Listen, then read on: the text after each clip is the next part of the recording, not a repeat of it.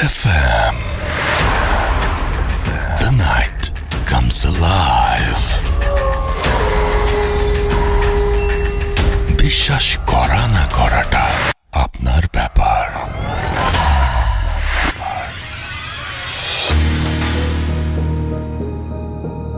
That's right, বিশ্বাস করা বা না করাটা আপনার ব্যাপার। আমি রাস্তায় আছি, সাথে ঘড়িতে সময় রাত 11:59। শুরু হয়ে গেল ভূত এফএম। আপনাদের সবাইকে ভূত এফএমে আমন্ত্রণ জানাচ্ছি এবং আশা করছি যে যেখানে আছেন ভালো আছেন, সুস্থ আছেন, নিরাপদে আছেন। এবং কয়েকদিন প্রচণ্ড গরম ছিল, তারপরে আমাদের সেই ঝড়ের আশঙ্কা। এবং আমি বলবো যে যে কোনো প্রাকৃতিক দুর্যোগেই নিজের সেফটিটা আগে এনশিওর করবেন, উইচ ইজ ভেরি ইম্পর্ট্যান্ট। এবং আমাদের প্রচুর লিসেনার আছেন যারা কোস্টাল এরিয়াতে থাকেন, যারা বিভিন্ন জায়গায় থাকেন, এবং তাদের প্রত্যেককে বলবো যে ঝড়ের পরিমাণ বা মাত্রা যাই হোক না কেন, আপনি সব সময় চেষ্টা করবেন যে আপনার ওই জায়গার লোকাল অথরিটি যা বলছে এবং আপনার যেটা করা উচিত সেটা সবার আগে করে ফেলা। হ্যাঁ, সেটা খুব বেশি জরুরি এবং আমার মনে হয় যে সেটা শোনা উচিত। এবং আমার আরও একটা কথা বলার আছে, সেটা হচ্ছে আমাদের যারা শুনছেন তাদের মধ্যে একটা বিরাট অংশ আছেন কলকাতায় এবং পশ্চিমবঙ্গে, এবং তাদের সবাইকেই আমি জানাচ্ছি আমাদের ভূত এফএমের আমন্ত্রণ, এবং সেই সাথে আপনাদেরও সুরক্ষা কামনা করছি এবং আশা করছি আপনারাও নিরাপদে আছেন এবং সুস্থ আছেন। এবং যারা যেখান থেকে আছেন না কেন, আমাদের ফেসবুক পেজে একটু জানাবেন যে আপনারা ভালো আছেন এবং সুস্থ আছেন, এবং কোন জায়গা থেকে লিখছেন সেটাও জানাবেন। শুরু করছি আজকের ভূত এফএম। শুরুতে জানিয়ে দিচ্ছি কীভাবে আমাদের সাথে যোগাযোগ করবেন। যদি আপনি আপনার ঘটনা পাঠাতে চান, তাহলে আপনাকে চলে যেতে হবে আমাদের যে ইমেল অ্যাড্রেস, সেই ইমেল অ্যাড্রেসটা মনে রাখতে হবে। আমাদের ইমেল অ্যাড্রেস হচ্ছে bhutfm@radiofurti.fm, which is bhwtfm@radioforti.fm। আপনার নাম, ঠিকানা এবং ফোন নাম্বার সহ আপনার জীবনে ঘটে যাওয়া বা আপনার জানা সেরা ঘটনা লিখে পাঠিয়ে দিন আমাদের কাছে। ঘটনার শুরুতে অবশ্যই উল্লেখ করুন যে ঘটনাটি আপনি স্টুডিওতে এসে শেয়ার করতে চান, নাকি আপনি চান আপনার ঘটনা আমরা পড়ে শোনাই। যারা দেশের বাইরে রয়েছেন তাদেরকে সরাসরি বলবো যে আপনারা অডিও ক্লিপ পাঠাতে পারেন বা লিখেও পাঠাতে পারেন আপনাদের ঘটনাটি। এবং আমি যেটা বলবো সেটা হচ্ছে আমাদের দুটো ফেসবুক পেজ রয়েছে, আর ফেসবুক পেজের লিঙ্কটা বলে দিচ্ছি, www.facebook.com/radio.furti and www.facebook.com/bhutfm.russell। আর আমাদের টুইটারে আপনি আসতে পারেন এবং আপনি দেখতে পারেন আমাদের পোস্টটা Russell_BhutFM। আপনারা জানেন সবাই, সেখানে এসেও ভিজিট করতে পারেন। তো যাই হোক, আমি যেটা করব, এখন তো ঘটনা যাব। আমার নামের স্পেলিং হচ্ছে RUSSELL। আর আমি এখন ঘটনায় যাব এবং এখন পর্যন্ত পরিবেশ সুন্দর এবং বৃষ্টিও হয়ে গেছে, ঠান্ডা ঠান্ডা একটা ব্যাপার। এবং আমাদের স্টুডিওর যে জানালার কাজ সেটা অনেকটাই ঝাপসা নিচের দিকটা। তো যাই হোক, আশা করছি সবাই আজকের ভূত এফএম অনেক এনজয় করবেন। এবং আজকের ভূত এফএম শুরু করতে চাই আমরা ইমেল দিয়ে, যে ইমেলটি আপনাদেরই পাঠানো ইমেল, এবং সেটা আমি যিনি পাঠিয়েছেন তার মতো করেই পড়ে শোনাতে চাই। চলুন শুনে আসি আমাদের আজকের প্রথম ঘটনা। আসসালামু আলাইকুম প্রিয় রাসেল ভাই, আশা করি ভালোই আছেন আর আপনি সর্বদা আল্লাহর রহমতে ভালোর দলেই থাকেন। আমি জোবায়েত হোসাইন, ইতালির মিলান সিটি থেকে লিখছি। আমি এখানে একটি মিনি মার্কেট চালাই। কর্মসুবাদে আমার মিনি মার্কেটটি যে অ্যাপার্টমেন্টে রয়েছে তার ওপরে লোকদের সাথে স্বাভাবিকভাবেই বেশ ভালো রিলেশন। আমি সরাসরি ঘটনায় চলে যাচ্ছি। আমাদের মিনি মার্কেটের ওপর তলায় আমার এক ক্লায়েন্ট রয়েছে, যিনি একটা অন্য দেশের নাগরিক, ইকুয়েডরের নাগরিক, এবং তার নাম জুলিও। এমনিতে ও রাতে জব করত জানতাম, তবে কোথায় কি জব করত অত বিস্তারিত জানতাম না। ওর ডিউটি ছিল খুবই দীর্ঘ। প্রতিদিন সন্ধ্যা 7টা থেকে কিংবা 8টায় যেত আর ফিরত পরের দিন দুপুর 12টায় কিংবা 1টায়। ও কাজে যাবার সময় আমার মিনি মার্কেট থেকে কোমল পানীয়, জুস কিংবা অন্য সফট ড্রিঙ্কস কিনে নিয়ে যেত।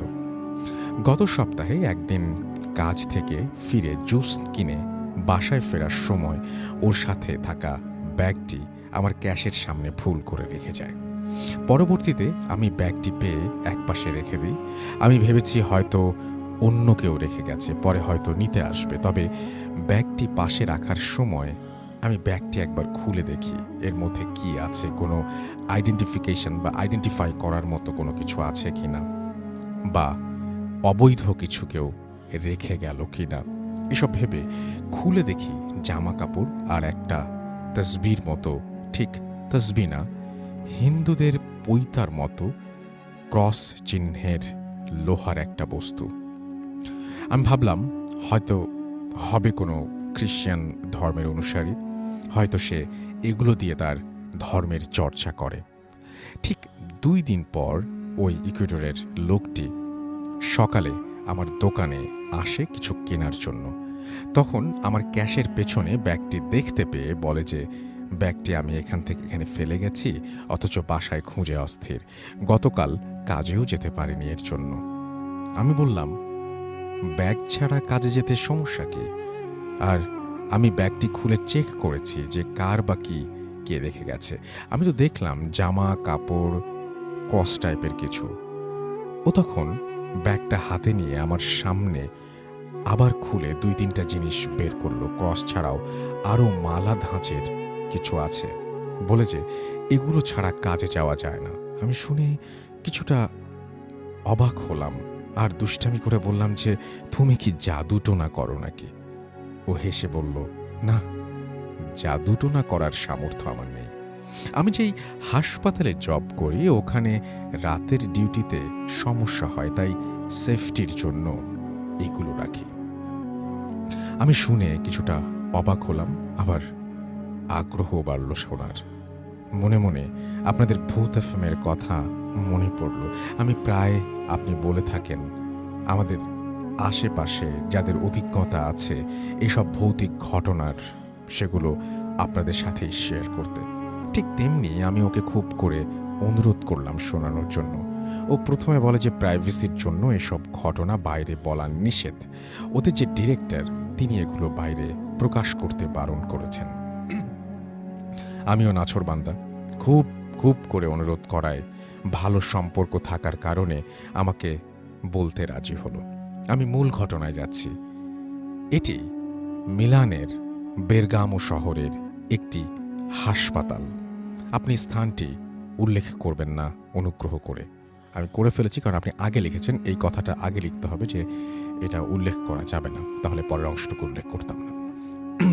ওর ভাষ্যমতে ওই হাসপাতালে সাধারণত যারা কোমায় চলে যায় কিংবা মৃত্যুর দিনক্ষণ সন্নিকটে এসেছে, অর্থাৎ যারা ডাক্তারের চিকিৎসায় নিয়ন্ত্রণের বাইরে চলে যায়, তাদের জন্যই ব্যবস্থা। জুলিও আমায় বলল যে প্রথম বেশ কিছুদিন কাজ খুঁজেছি, কিন্তু আমার জন্য দুষ্কর হয়ে যায়। প্রায় দীর্ঘ 7-8 মাস পর 2017 ফেব্রুয়ারির দিকে হাসপাতালে একটা জব পেয়ে আমি বেশ আনন্দিত ছিলাম। আমার কাজ ছিল রোগীদের রুমে গিয়ে চেক করা, ময়লা আবর্জনা পরিষ্কার, কোনো রোগী মারা গেলে তাকে ডোম ঘরে নিয়ে যাওয়া। আমি শুনেছিলাম যে আমার স্থানে যে কাজ করত তাকে বহিষ্কার করা হয়েছে, তবে কি কারণে হয়েছে জানতাম না। চাকরির প্রথম 2 সপ্তাহ আমার দিনের ডিউটি ছিল, 3য় সপ্তাহ থেকে আমার রাতে ডিউটি পড়ে। আমার এক কলিগ রাতে আমায় বলল যে রাত 1টার পর একটু সতর্ক থাকতে এবং এক কলিগ আরেক কলিগের নজরের আওতায় থাকতে। আমি শুনে ভাবলাম হয়তো কাজে কেউ ফাঁকি দেয় কিনা সেটা নিয়ন্ত্রণ করার জন্য এই ব্যবস্থা। আমি মনে মনে ভাবলাম আমার যে কাজ সে আমি কেউ দখল দেখলেও করবে, আবার না দেখলেও করব। আর হাসপাতালে তো সিসি ক্যামেরা আছেই, তাই অনর্থক কোনো নজরের বিষয়টাকে আমি কেয়ার করলাম না।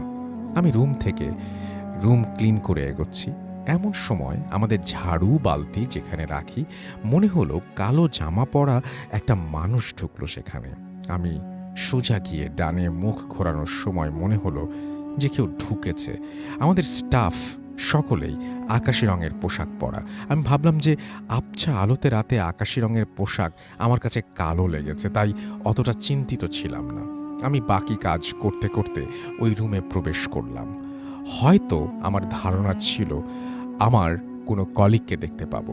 আমি দরজা খুলে লাইট সুইচ টিপলাম, কিন্তু আলো জ্বলে না। কিন্তু করিডোরের আলোতে কিছুটা দেখা যায় ভেতরে, অনুমান করার মতো আলো। আমি বালতিগুলো ভরে রাখতে আমার কাছে ভীষণ এক ঠান্ডা অনুভব হলো। আমি ভাবলাম হয়তো যে কোনো বাতাস প্রবেশ করলো, কিন্তু ঠান্ডায় আমার নাক মুখ কাঁপুনি দিয়ে আমার শরীরের অন্যরকম অনুভূতি, যেটা বোঝাতে পারবো না। আমি কিছুক্ষণ স্থির হয়ে দাঁড়িয়েছিলাম আর ভাবছিলাম যে এটা স্বাভাবিক কোনো বাতাস না। আমার তখন স্পষ্ট মনে আছে যে আমার ঠিক পেছনে দরজা, যেখান দিয়ে করিডোরের আলো আসছিল, কিন্তু ফিল হচ্ছিল যেন রুমে কোনো দরজা নেই। আমি যেদিকেই ঘুরি, হাত দিলে কেবল দেয়াল স্পর্শ লাগে, আর দরজা ঠিক আমার পেছনে। আমি প্রায় চারদিকেই ঘুরছি, একই অবস্থা, দরজা ঠিক আমার পেছনে। আমি টেনশন আর ভয় মিলিয়ে বসে পড়লাম ফ্লোরে।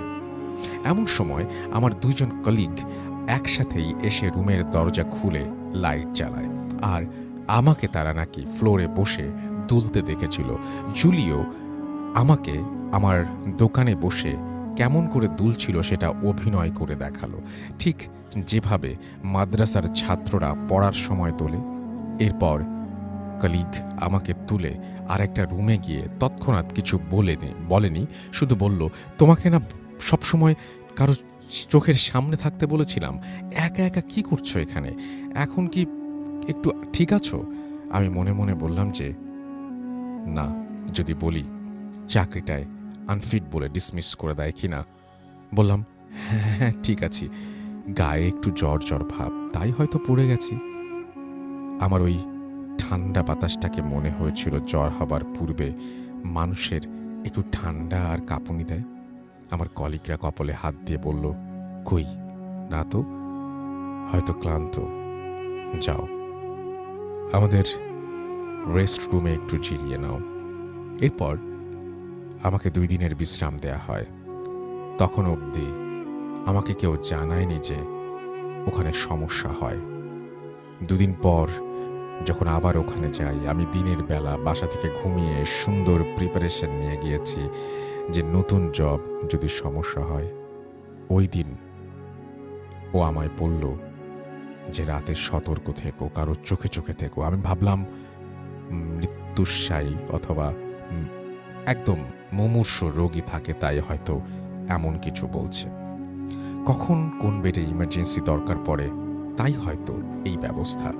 আমি হয়তো নিজের কাজ স্বাধীনভাবে করার চেষ্টা করতাম, যে দায়িত্ব তা পুরো করা রিল্যাক্স মুডে। ওই দিন তেমন কিছু ঘটল না। ঘটনা ঘটল এর ঠিক 2 দিন পর। ওই দিন সন্ধ্যায় একে একে 5 জন মানুষ মারা গিয়েছে, তাই কাজের চাপও একটু বেশি। 2 জনের আত্মীয় স্বজন এসেছে, আর বাকি 3 জনের কেউ আসেনি খবর নিতে, হয়তো কাল বা পরশু আসবে। আমি আর কলিগরা মিলে লাশগুলো ডোম ঘরে নিয়ে গেছি। রাত তখন 2:30 মতো। আমার ভীষণ বাথরুম চেপেছে। আমি যথারীতি বাথরুমে গিয়ে বাথরুম করছি। হসপিটালের বাথরুমের কমোডের সাথেই বা দিকে একটা জানালা, কাঠের মধ্যে কাচ বসানো জানালা। আমার কাছে একটু অস্বস্তিকর লাগছে, হয়তো ওই বাইরের দিকে চোখ পড়াতে। বাথরুমের জানালাটা হাসপাতালের পেছনের দিকে একটা জঙ্গলের দিকে মুখ করা। আমি জুলিওকে বললাম যে হ্যাঁ, আমারও অত রাতে একা একা বাথরুমে গেলে জানালা খোলা রাখলে একটু ভয় ভয় করে, মনে হয় কেউ তাকিয়ে আছে কিংবা ভয় দেখায়। জুলিও আমার কথায় সায় দিয়ে বলল, ঠিক ঠিক, আমারও এমনি মনে হয়। এরপর জুলিও বলল, আমার জানালা হাত দিয়ে চেপে রেখেছি যেন না খুলে যায়, বাইরে হালকা বাতাস, তাই একটু টাইট করে বারবার খুলে যেতে চাচ্ছে। আর জানালা পুরোপুরি খোলার আগেই আমি আবার হাত দিয়ে চেপে ধরি। বাতাসের তীব্র গতি, আমার কাছে মনে হয় জানালার ফাঁকা দিয়ে শুধু বাতাস নয়, গ্যাস বের হলে যেমন শব্দ, ঠিক অমন শব্দে বারবার জানালা প্রেসারে ভেতরের দিকে খুলে যাচ্ছে। আমি নিজেকে একটু রিল্যাক্স ভাবে থাকার জন্য হালকা উঁচু হয়ে ছিটকিনিটা লাগিয়ে দিই। এমন সময় বাইরে কারো প্রেজেন্স আমি ফিল করি। জানালার কাচ ছিল কিছুটা ঘোলাটে, ট্রান্সপারেন্ট টাইপের।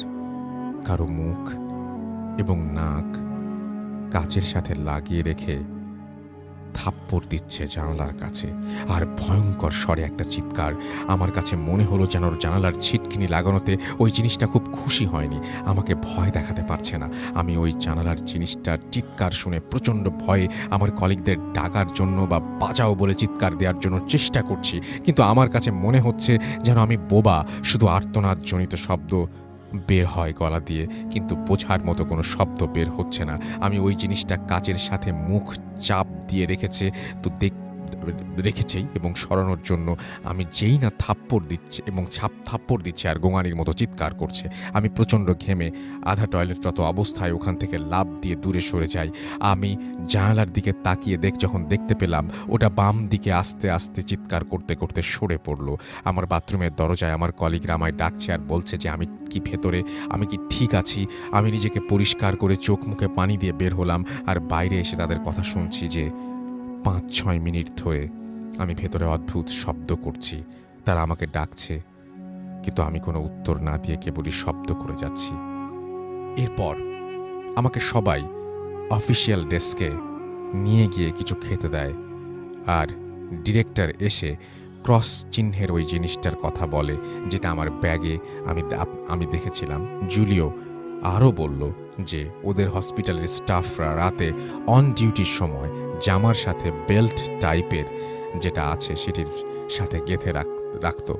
আমাদের রুল দেয়া আছে যে কোনো নার্স কিংবা ডাক্তার যদি কোনো কমান্ড দেয়, বিশেষ করে রাতের বেলায়, তাদের সাথে ক্রস থাকতে হবে কিংবা তসবির মতো থাকতে হবে, আবার হলি ওয়াটার থাকতে হবে, ওদের প্রচলিত পবিত্র পানি যেটি, এবং সেটি ছিটানো রোজকার দৃশ্য। এখন থেকে ওখানে জোড়ায় জোড়ায় কাজ করতে হয়, এমনকি বাথরুমে গেলে দরজা হালকা খুলে রেখে তার গেইটে তার কলিগদের দাঁড়িয়ে থাকবে। এভাবেই চলছে। বেশ কয়েকবার এই নিয়ে লেখালেখি হয়েছে। আমাদের পুরাতন হাসপাতালটি বন্ধ ঘোষণা করে নতুন একটি খুলেছে, কিন্তু এখানেও সেই একই সমস্যা। 3 সপ্তাহ আগের ঘটনা। আমাদের এক স্টাফ হঠাৎ রাতে এক কোমায় থাকা রোগীকে বিছানা থেকে টেনে হিঁচড়ে নামিয়ে তিনি বিছানায় গিয়ে ঠিক কোমার রোগীটির মতো আচরণ করতে লাগলো। টিভির ফুটেজে দেখে পরে তৎক্ষণাৎ তাকে উদ্ধার করা হয়। এই অবস্থার মধ্যে দিয়ে যাচ্ছে। জুলিও আরও বলল আরও ঘটনা আছে, সময় করে আর এক সময় বলবে। এই ছিল ঘটনা, হয়তো সাজিয়ে লিখতে পারেননি। যাই হোক, ঘটনাটি আপনি লিখেছেন সেজন্য আপনাকে অসংখ্য অসংখ্য অসংখ্য ধন্যবাদ, এবং আশা করছি যে যারা শুনেছেন তাদের কাছেও ভালো লেগেছে। যদি ভালো লেগে থাকে অবশ্যই আমাদেরকে জানাবেন। আমরা চলে যাচ্ছি আমাদের প্রথম অতিথির কাছে। আপনার নামটা প্লিজ একটু বলবেন, কোথা থেকে এসেছেন, তারপরে আপনার ঘটনায় যাব আমরা। আসসালামু আলাইকুম রাসেল ভাই, আমি এরশাদ উত্তরা থেকে। তো আমি আজকে আমার প্র্যাকটিক্যাল এক্সপিরিয়েন্স, আমার নিজস্ব এক্সপিরিয়েন্স করে একটা ঘটনা বলবো। সেটা কাওলা রোড নিয়ে, এয়ারপোর্ট রোডের। অনেক শুনেছি আমরা এই রোডটা নিয়ে, এবং অনেকে আলোচনা করেছেন, এবং আজকে আপনিও আলোচনা করবেন। এবং আমি এইটা নিয়েই প্রথমে একটু কথা বলতে চাই। সেটা হচ্ছে যে এই রোডটা নিয়ে এত কিছু শুনি, আপনি তো ওই এলাকায় থাকেন, তো আপনার কাছে তার মানে মনে হয় যে যারা বলেন তারা ভুল বলেন না? না, অবভিয়াসলি না। এবং আপনার নিজেরও এটা নিয়ে এক্সপেরিয়েন্স আছে। Exactly right. এবং হয়তো কেউ প্রকাশ করে কেউ করে না, এটাই আর কি। জি। তো আমি আমার প্রথম ঘটনাটা বলছি। এটা ছিল 2011-এ। তখন আমি একটা সিমেন্ট কোম্পানিতে কাজ করি, ঢাকা থেকে একটা ছাতকে, সিলেটে ছাতকে। তো আমি ওখানে অ্যাডমিনের দায়িত্বে ছিলাম। তো একদিন সাডেনলি আমার ভাইয়ের কল পাই যে মা সিক, মা hospitalised. So that was like 2 o'clock।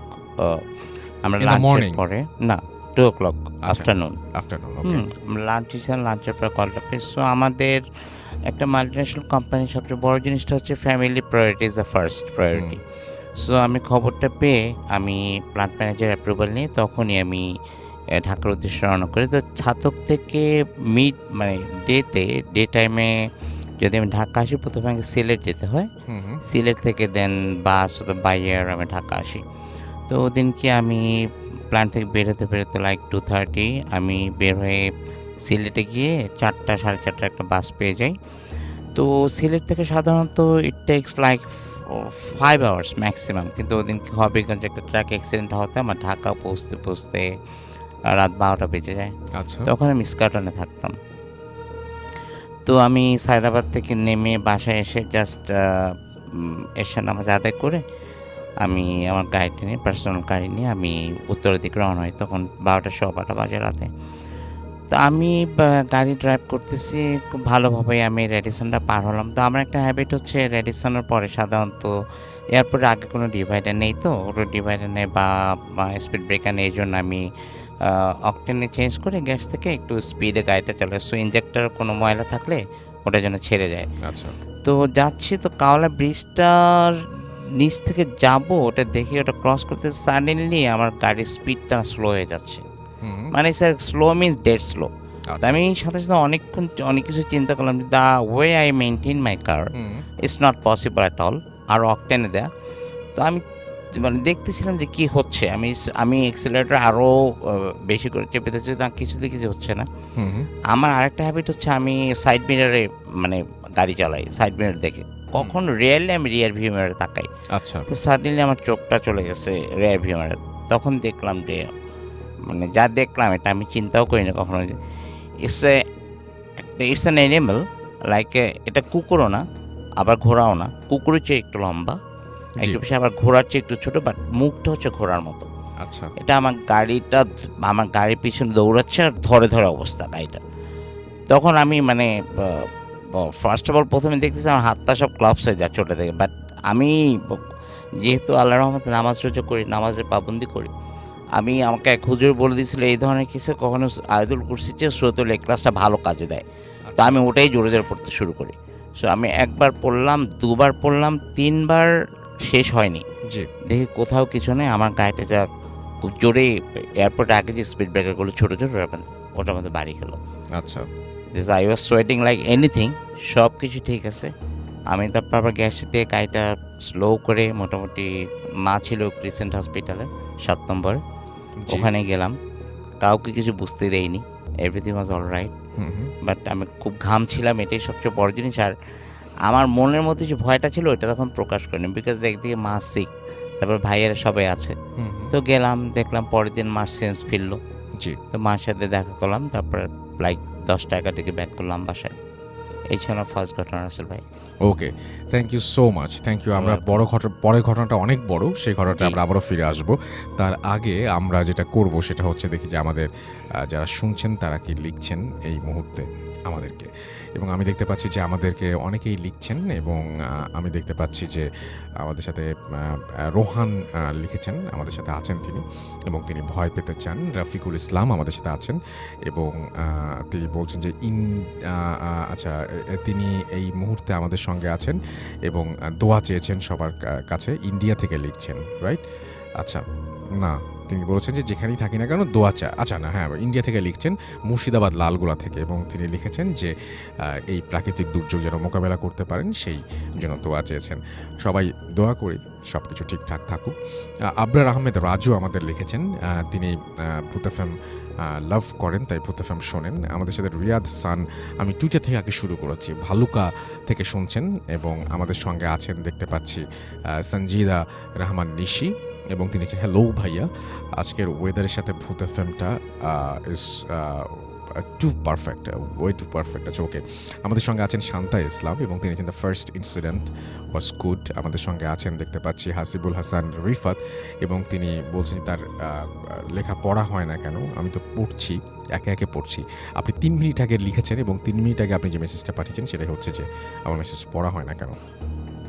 আমাদের সঙ্গে আছেন আরিফুর রহমান, এবং ইমেলটা বেশ ভালো লেগেছে সেটা তিনি বলেছেন। আবরার আহমেদ রাজু আমাদের সঙ্গে আছেন, এবং তিনি বলছেন যে কেউ বিশ্বাস করুক বা না করুক আমি ভূত এফএমের সাথেই আছি।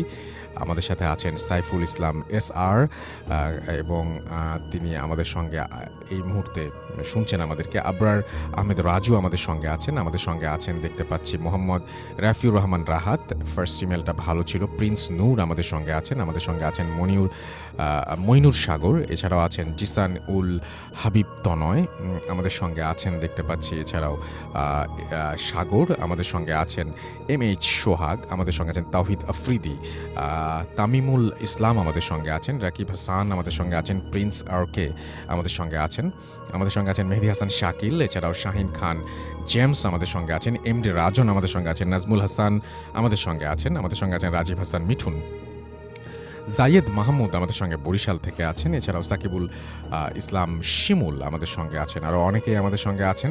আমি দেখি যে ভিডিও ফুর্তি যে ফেসবুক পেজটা সেখানে কে কে আছেন। রানা শেখ আমাদের সঙ্গে আছেন, আমাদের সঙ্গে আছেন আরও অনেকেই এই মুহূর্তে। এবং যেমন আমি দেখতে পাচ্ছি, আচ্ছা এই পেজটা থেকে আমি এই পেজটা একটু লিঙ্কটা বলে দিই, www.facebook.com/radio.furti, এবং সেইখানে আমরা এই মুহূর্তে আছি। ইয়ামিন এলান আমাদের সঙ্গে আছেন, আমাদের সঙ্গে আছেন দেখতে পাচ্ছি রাতুল মালিক, এছাড়াও MD শরীফ মাহমুদ আমাদের সঙ্গে আছেন, আল শাহরিয়ার আমাদের সঙ্গে আছেন, জাহেদ আলী আমাদের সঙ্গে আছেন, সাব্বির হোসাইন আমাদের সঙ্গে আছেন, শিরোনামহীন বাবু আমাদের সঙ্গে আছেন আমাদের, এবং তিনি বলছেন please welcome me, welcome to ভূত এফএম, এবং আশা করছি পুরোটা সময় আপনি এনজয় করবেন। MD নাইমুর রহমান আমাদের সঙ্গে আছেন, এবং তিনি বলছেন আই লাভ ভূত FM from Khulna.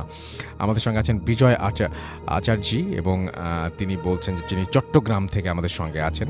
MNA Rasel আমাদের সঙ্গে আছেন, আমাদের সঙ্গে আছেন ইব্রাহিম ইসলাম লিটন, তিনি ভূত এফএম বলছেন লাভ ইউ ভূত এফএম। জনাথন আমাদের সঙ্গে আছেন, আমাদের সঙ্গে আছেন দেখতে পাচ্ছি I am listening from Qatar, I love ভূত এফএম লিখেছেন।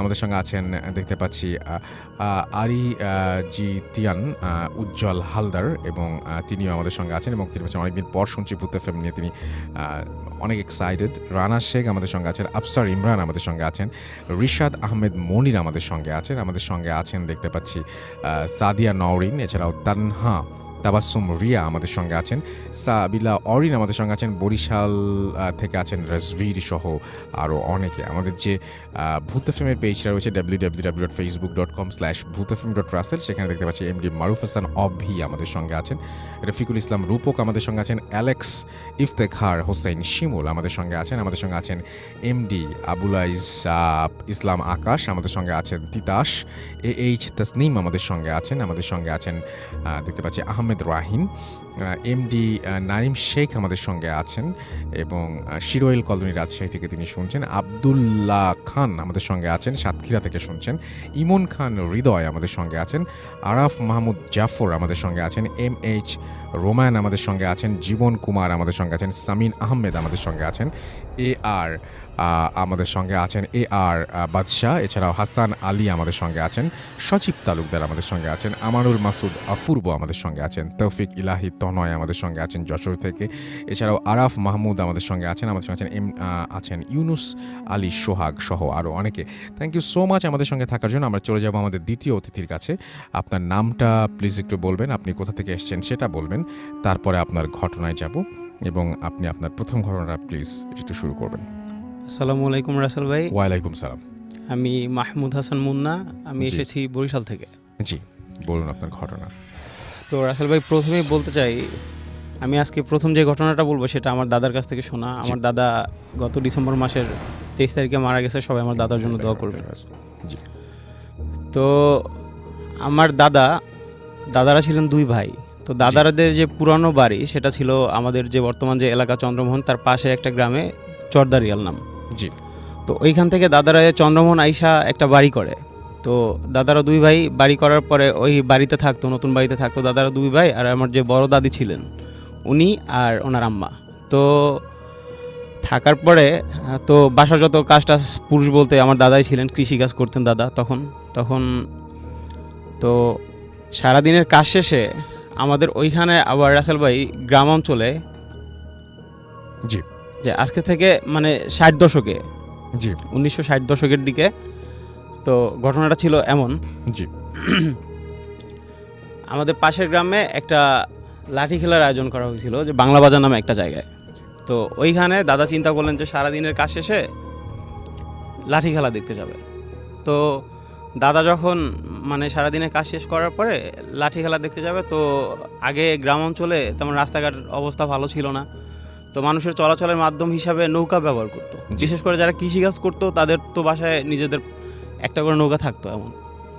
তো দাদা সারাদিনের কাজ শেষে নৌকা নিয়ে ওই পাশের গ্রামে যেখানে লাঠি খেলা হচ্ছে ওইখানে চলে যায়। তো উনি সন্ধ্যার পরে ওনার কাজ শেষে লাঠি খেলা দেখতে যায়। তো লাঠি খেলা শেষে যখন বাসায় আসতেছিল তখন আনুমানিক রাত, উনি আমার যেটা বলছেন 10টা থেকে কি 11টা হবে এরকম একটা মাঝামাঝি সময়। তো উনি আসতেছেন নৌকা দিয়ে আস্তে আস্তে একা আসতেছেন রাত্রেবেলা। তো গ্রাম অঞ্চলে 10টা 11টাই অনেক রাত্র। তো উনি যখন খালের একটা পাড় দিয়ে আসতেছিলেন, তো খালটা ছিল বিলের সাথে মানে অ্যাডজাস্ট করা। তো ওই সময়টা ছিল বর্ষাকাল, পানিতে পুরা ভরা ছিল। তো উনি খালের পাড় দিয়ে যখন আসতেছিলেন, কিছু দূর যাওয়ার পরে উনি দূরে একটা আলো দেখতে পায়। তো যখন আলোটা দেখতে পায়, তো উনি নৌকা চালায় যখন আলোটার কাছাকাছি চলে আসে, তো দেখে যে ওইখানে একটা ঘাট ছিল, ওই ঘাটের পাড়ে একটা মহিলা দাঁড়ানো। তো ওনারে মহিলা হাত দিয়ে ইশারা করতেছে নৌকাটা থামানোর জন্য। তো উনি নৌকাটা থামানোর পরে উনি যেটা দেখছে, তো ওই যে মহিলা ওনারও চিনে, আমাদের এলাকার এক লোক, ওনার নাম ছিলেন জব্বার, ওনার আম্মা। জি। তো উনি বলতেছে যে বাবা, তুমি আমার একটা উপকার করবা, আমার স্ত্রীর তো মানে এই প্রসব বেদনা উঠছে, তুমি একটু কষ্ট করে, আমাদের ওই গ্রামে একটা মহিলা ছিলেন দাইমা, যিনি উনি আবার ওই মানুষের বাড়ি যেয়ে এই কাজ করতেন, মানুষের সাহায্য করতেন। তো আমার একটু ওই যে খান নামে একটা বাড়ি ছিল, তো ওইখানে নামাই দিবা একটু কষ্ট করে, আমাদের বাড়িতে কোনো পুরুষ মানুষ নেই, ওনার ছেলে আবার আর্মিতে চাকরি করতো তখন। জি। তো উনি অত কিছু ভাবে নাই, তখন উনি চিন্তা করলো যে মানুষের সাহায্য করি। তো উনি উঠানোর পরে উনি নৌকা চালাচ্ছে। তো তখন রাসেল ভাই ওই সময়টা ছিল ভাটা চলতেছিল তখন। তো উনি পিছনে ফিরে দাঁড় বাইতেছিল নৌকার। তো ওইটা পাওয়ার পরে কিছু দূর যাওয়ার পরে আমার দাদা আবার কি করতেন, স্মোক করতেন। তো উনি চিন্তা করলো যে এখন একটা সিগারেট ধরাই, যেহেতু একটু ঠান্ডা ঠান্ডা লাগতেছে। তো উনি সিগারেট ধরানোর জন্য, সিগারেটটা ছিল আবার পিছনে, উনি সেটা নেওয়ার জন্য একটু পিছনে তাকায়। তো রাসেল ভাই তাকানোর পরে উনি ফার্স্ট যেটা দেখে, তো সেটা হলো গিয়া ওই যে মহিলার হাতে একটা কুপি টাইপের একটা দেখছিল প্রথম। তো আসলে এটা কুপিও না, ওটা কিসের আলো উনি ওইটা আজকে পর্যন্ত আমার যখন বলছে তখনও মানে ওটা জানতে পারেন ওটা কিসের আলো ছিল। জি। তা আরেকটা জিনিস লক্ষ্য করে রাসেল ভাই, ওই মহিলার হাতে নাকি একটা ব্যাগ ছিল, যেটা উনি আন্ধারে দেখতে পারে নাই, অন্ধকারের মধ্যে। তো উনি দেখতেছে যে ওই মহিলা ওই পুটলি থেকে কিছু একটা বের করে, লাইকাস মানুষের কাটা হাত, উনি নিচের দিকে তাকায় ওইটা চাবায় খাচ্ছে। তো রাসেল ভাই এটা দেখার পরে দাদা মানে খুব বেশি ভয় পায়। তো হঠাৎ করে ওই মহিলা মানে টের পেয়ে গেছে, ওনার দিকে তাকাইছে। তাকানোর পরে দাদা আল্লাহর নাম নিতেছিল তখন।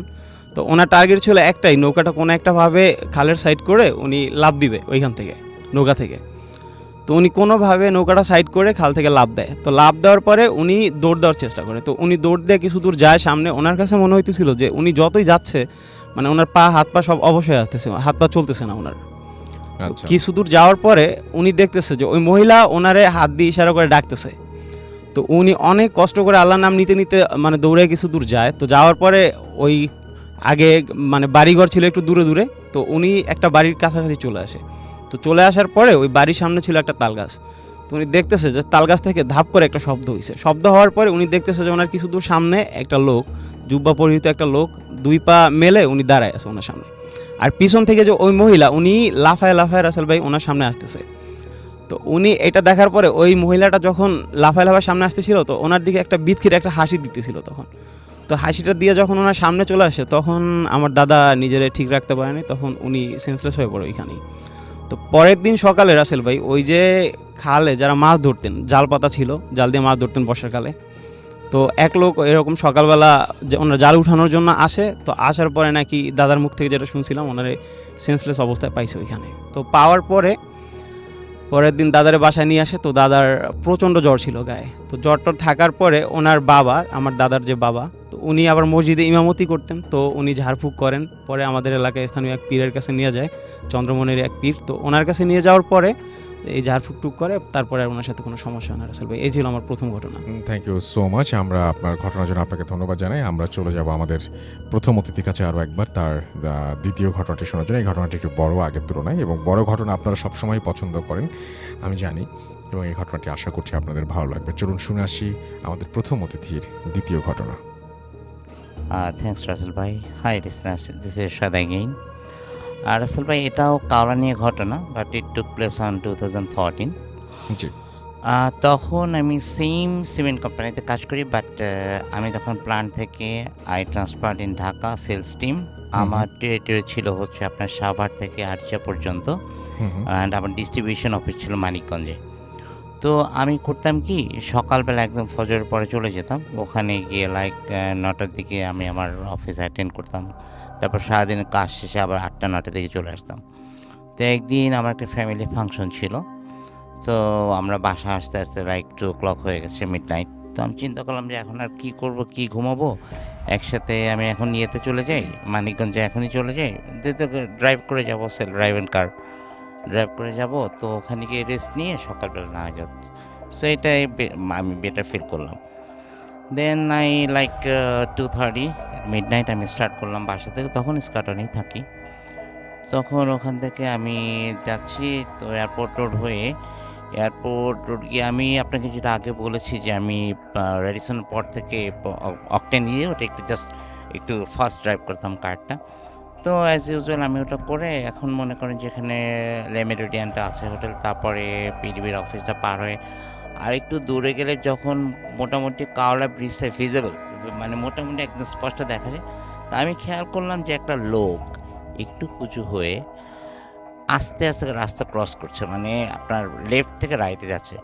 কিন্তু আমি গান শুনতেছিলাম, আবার মানিকগঞ্জে যাব, হয়তো অন্য কিছু চিন্তা করতেছিলাম। আমি যদি একটু কনসেন্ট্রেশন দিতাম ওদিকে, আপনি একটা যে খেয়াল করবেন যে ওখানে কিন্তু আপনার কোনো গ্যাপ নেই, যেখান থেকে লোকটার মানে পার হয়ে ও রাস্তা দিয়ে চলে যাবে, ওইটা কিন্তু নেই, ওইটা কিন্তু মানে গ্যাপলেস একটা। তো আমি দেখলাম যে উনি পার হয়ে মানে রাস্তাটা ক্রস করতেছে। তো আমি করলাম কি, যেহেতু আমার গাড়ি লাইক 100-110-এ, আমি আস্তে করে একটু বাঁ দিকে স্টিয়ারিংটা কাটলাম যে বাঁ দিক দিয়ে আমি বের হয়ে যাব। সাডেনলি ইটস লাইক মেবি আমার গাড়িটা 100-150 ইয়ার্স ওই লোকটা থেকে দূরে সে উল্টা দৌড় দিছে, জাস্ট উল্টা দৌড় দিছে। আচ্ছা, উল্টা দৌড় দিয়ে মানে তখন মানে আমি আমি তো এমনিতে আপনার বাঁদিকে স্ট্রেংটা কেটে বাঁদিকে ঘুরে যাই, এখন যে উল্টা দৌড় দিছে আমার তো আর করে কিছু নেই, আমি তো ওই স্পিডে আমি আই ক্যান ব্রেক মাই কার, কারণ আমার গাড়ি উল্টে যাবে। আমি তখন ডান দিকে স্ট্রেংটা ঘুরেছি, আর অটো স্ট্রেংটি জোরেই ঘুরে গেছে, আমি ওই লোকটাকে উড়াই দিয়ে চলে গেছি, উড়ে, এবং আমি আমার গাড়িটা খুব জোরে গিয়ে আবার ডিভাইডের সাথে ইয়ে করলাম। তখন ওই গাড়িটা ছিল ফান কার্গো, একটা ফান কার্গো, ওটার হ্যান্ড ব্রেকটা হচ্ছে আপনার ইয়েতে পায়ে, লেফট পায়ে, আর ব্রেক তো আছে, আমি দুইটা একসাথে চেপে ধরছি। চেপে ধরে আমার রাইট সাইডটা ফুললি ড্যামেজ হয়েছে, গাড়িতে স্টপ হয়ে গেছে। আমার কিছু হয়নি আলহামদুলিল্লাহ, আমার সিট বেল্টটা বাঁধা ছিল। আমি বসে বসে চিন্তা করতেছিলাম যে একটা তো মানে স্পট ডেড হয়ে গেল। কিন্তু ওয়ান থিং রাসেল ভাই, যখন ওই লোকটার উপর দিয়ে আমার গাড়িটা যায় আমি কিন্তু কিছু ফিল করি না, কিন্তু আপনার একটা চলন্ত গাড়ির মধ্যে আপনি যখন কিছু একটা আপনাকে কিছু বাধা দিবে, আপনার গাড়িটা কিন্তু একটু ফিল করবেন, শেক করলো বা কিছু বাড়ি খেলা একটাই হবে। আমি কিন্তু কিছু ফিল করিনি। আমি অনেকক্ষণ বসেছিলাম গাড়ির মধ্যে, বসে চিন্তা করতে এখন কী হবে। এর মধ্যে যদি ইটস লাইক 3টা 3:15 বাজে, তখন রাত 2-4জন লোক অলরেডি একটা বাস থেমে গেছে, একটা বাস থেমেছে, কী হয়েছে। তখন আমি ডান দিকের দরজাটা খুলতে পারতেছিলাম, বাঁ দিকের দরজা দিয়ে নামলাম। নেমে আমি তো চারিদিকে তাকাচ্ছি, রক্ত বা মানে ব্লাড বা লোকের বডিটা, কিন্তু কিছুই দেখতে পাচ্ছি না, nothing is there, everything clear. এখন সবাই আমাকে জিজ্ঞেস করতে কী হয়েছে ভাই, কীভাবে অ্যাক্সিডেন্ট করলে, রাস্তায় তো কোনো গাড়ি ঘোড়া নাই, কিন্তু আমার মুখ থেকে তো কোনো আওয়াজ নেই, আমি তো আওয়াজ করতে পারতেছি না, বিকজ আমি তো ওই যে ডেড বডিটা খুঁজতেছি কোথায়। একটা অ্যাক্সিডেন্ট করে ফেলেছেন এবং আপনার ভালো লাগছে না এই কারণে। এক্স্যাক্টলি নো, কারণ আমি জানি যে এখন আমার গাড়িটা ভেঙে ফেলবে, এমনিতে আমাকে মাইর দিবে, এটা তো আমি কনফার্ম। জি, কিন্তু মানে লাকিলি আর আনফর্চুনেটলি আমি কিছুই পারলাম না আসলে। ইট ওয়াজ লাইক এ ফেক একটা জিনিস। এবং আমার মনে হয় রাসেল ভাই, যে অনেকে বলে যে কেন অ্যাক্সিডেন্টটা হয় ওখানে, this the one reason I found it out in my life, যে দিস ইজ দ্য রিজন। অনেকে বলে না, এই যে অনেক দূর উনি গেল আবার দৌড় দিল উল্টের দিকে, দ্যাটস দ্য রিজন। এবং তারপরে ওই লোকজনে কয়েকজন ধরাধরি করে আমার গাড়িটা ঠেলে একটু রাস্তার বাঁদিকে নিয়ে গেল কর্নারে। দেন অনেকক্ষণ বসেছিলাম, নেক্সট 6টার দিকে উপরে একটা গ্যারেজ থেকে অনেক কষ্ট করে লোকজন এনে গাড়িটাকে মোটামুটি একটু মানে যেত দাঁড় করানো হলো। তো আমি ওইটা নিয়ে মোটামুটি আর যেতে পারলাম না Manikganj, back to the pavilion, বাসায় চলে আসলাম, এই আর কি। আমি এই দুটো ঘটনা আমি চেয়েছিলাম যে আপনি একসঙ্গেই বলবেন। এই দুটো ঘটনা তো কাওলার ঘটনা, কিন্তু আপনার সাথে ছাতকেও ঘটনা ঘটেছিল। সেই ঘটনাটা আমি আপনার কাছ থেকে একটু জানতে চাই, যে ঘটনাটা আপনার ছাতকে ঘটেছিল। তখন ছাতকে তো দ্যাট ওয়াজ ইন 2007। আমি 2005-এ ওই সিমেন্ট প্ল্যান্টে জয়েন করি। 2007 তো আমার একটা রুটিন ছিল, যেহেতু আমার ফ্যামিলি ঢাকা থাকতো, আমাদের প্ল্যান্টে কিন্তু একদিন ছুটি, অনলি ফ্রাইডে, হুম, আর এমনি ঢাকা অফিসে 2 দিন ছুটি। তো আমি করতাম কি, বৃহস্পতিবারে আমার অফিস শেষ করে রাতে বাসে উঠতাম, সকাল 4টার দিকে ঢাকা নামতাম, আবার ফ্রাইডে একটা লাইট 10 o'clock আমি এখান থেকে বাসে উঠতাম, পরদিন স্যাটারডে ছাতকে নেমে আবার অফিস করতাম। হুম। তো ছাতকে পৌঁছাতে এখান থেকে যেহেতু রাত 10টা 10:30 লাস্ট বাস, এরপর আর বাস নেই, ছাতকে ডাইরেক্ট বাস। তো আমরা ওখানে গেলে, আর আমরা যেখানে থাকতাম ছাতকে, ওটা ছিল প্ল্যান্টের পরে লাইক আরও 1.5 কিলোস, ওটাকে আমরা হাউজিং কমপ্লেক্স বলতাম। আমরা ইম্পর্টেন্ট 48 মেম্বার্স, মানে 48 এমপ্লয়িজ আমরা কন্টিনিউয়াসলি ওখানে থাকতাম। ওটা করতে হলে আমাদের সুরমা নদীতে ক্রস করতে হতো। আচ্ছা। আমাদের ইঞ্জিন বোট ছিল, বাট ইঞ্জিন বোটগুলো 6টার আগে চলতো না, due to the safety reason. ওটা রাত 10টার সময় ক্লোজ হয়ে যেত, মানে আমাদের সি শিপ চলে আসার ক্লোজ, হুম, হুম। তারপরে আবার সকাল 6টার সময় আবার স্টার্ট করতাম আমরা। তো ওটাও আমার আন্ডারে ছিল। সো আমি তো মানে being the incharge, I can violate the rules, যেটা হুম। পলিসি, তাই না? তো আমাদের নদীর এপারে যারা আমরা এরকম ফ্রিকোয়েন্ট ঢাকা ট্রাভেল করতাম, নদীর এপারে একটা গেস্ট হাউস ছিল। তা আমরা ওই 2-3 ঘন্টা ওই গেস্ট হাউসে রেস্ট নিতাম। তো মে মাসে 2007-এর মে মাসে আমি এরকম একটা ইয়েতে এরকম যাই, শুক্রবার ঢাকা থেকে রওনা করি। তো রওনা করবার রাত 2টার মধ্যে আমরা সিলেটে পৌঁছেছি, বিকজ ওয়েদার ওয়াজ কুল। কিন্তু সিলেট থেকে শুরু হয় আপনার অঝোর বৃষ্টি, এত, আর ছাতকের অধিকৃত এমনিতে বৃষ্টি খুব সবসময় বেশি বৃষ্টি হয়, হয়, অনেক হ্যাঁ। বেশি হয়। হুম, তারপরও আমরা মোটামুটি 3:30টার মধ্যে ছাতকে পৌঁছে যাই। তো আমি যেহেতু একটা ফ্রিকোয়েন্ট ট্রাভেলার ছিলাম এবং প্রত্যেক সপ্তাহে আমি ঢাকা আসতাম, আমরা একটা মফিজ নামে একটা রিক্সাওয়ালা ছিল, স্ট্যান্ড বাই থাকতো প্রত্যেক শনিবারে। ওকে আমি একটা মোটা একটা হ্যান্ডসাম অ্যামাউন্ট দিতাম, যেটা নাকি ইউজুয়াল রেন্টের চেয়ে অনেক বেশি। আচ্ছা। তো আমার জন্যই ওয়েট করতো। তো আমি কি মফিজকে পেলাম ওখানে, তো 3:30 বাজে। আমি ওকে ডেকে তারপর বললাম, এখন আমাদের ছাতক বাস স্ট্যান্ড থেকে আমাদের গেস্ট হাউসে যেতে 2টা ওয়ে আছে। একটাকে আমরা বলতাম যে পোস্ট অফিস লাইন, ওখান থেকে যেতে পারি ইউজুয়াল রোড। আর একটা ছিল, যদি ওইটা কোনো কারণে বন্ধ থাকে তাহলে আমরা বাজার ঘুরে শ্মশানের পাশ দিয়ে যেতাম। তো ওই দিনকে তো মফিজে ডাক দিয়ে পর আমি রিক্সায় উঠলাম, তখন অঝোর বৃষ্টি হচ্ছে। তো মফিজ করলো পোস্ট অফিস থেকে না গিয়ে ডান দিক দিয়ে এই বাজারের মধ্যে। আমাকে কিরে মফিজ এদিক দিয়ে, কাল না স্যার এত বৃষ্টি হয়েছে, ওখানে একটা কালভার্ট ছিল, কালভার্টে ডুবে গেছে, তো ওটা রাস্তাটা পুরাই ডুবা। আমি বললাম ওকে ফাইন। যাওয়ার সময় দেখি শ্মশানের মধ্যে আগুন জ্বলে। তা বলে এত বৃষ্টির মধ্যে কেমনে আগুন জ্বলে মফিজ? বলে স্যার সন্ধ্যার পর একটা পোড়াইছে ওখানে, তো ওই যে ওদের কি একটা রিচুয়াল আছে, ওই জন্য টিন দিয়ে ঢাইকা রাখছে আগুনটা যেন না নিভে। আচ্ছা। হ্যাঁ, তো হোয়াটএভার। আমি লাইক ওখান থেকে 4টা বাজতে 5 মিনিট বাকি 10 মিনিট বাকি আমি গেস্ট হাউসে পৌঁছে গেছি। হুম, হুম। পৌঁছে 101 নম্বর রুমে সিকিউরিটি চিনি, সিকিউরিটি খুলে দিল রুম। আমি একটু ফ্রেশ হয়ে তারপরে মাথাটাতে মুছে ড্রেস চেঞ্জ করে আমি বাথরুমের লাইটটা অন করি একটু, মানে আমি আবার লাইটের মধ্যে ঘুমাতে পারি না, আমার একটু প্রবলেম হয়। তো একটু যেন লাইট আসে এটা করে, আর সারা রাতে জানি তো, বিছনায় ঘুমলাম, এসিটা অন করে দিয়ে বিছনায় শুলাম, সাথে সাথে ঘুম। আমার মনে হয় রাসেল ভাই ইটস লাইক 10-15 মিনিটস আমি ঘুমাইছি। এমনি আমার একটা অভ্যাস আছে, আমি ডান দিকে ফিরে শুই সবসময়। সাডেনলি আমার শ্বাস বন্ধ হয়ে যাচ্ছে, শ্বাস আমি করতে পারতেছি না, হাত পা নাড়াতে পারতেছি না।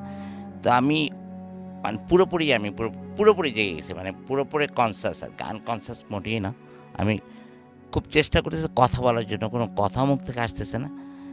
ওই যে আপনার বাথরুমের যে অল্পটুকু আলো, যে ঘরটা আলো হয়ে আছে, সাডেনলি আমার পায়ের দিকে নজর গেছে, দেখি যে একজন দাঁড়ানো আমার পায়ের কাছে।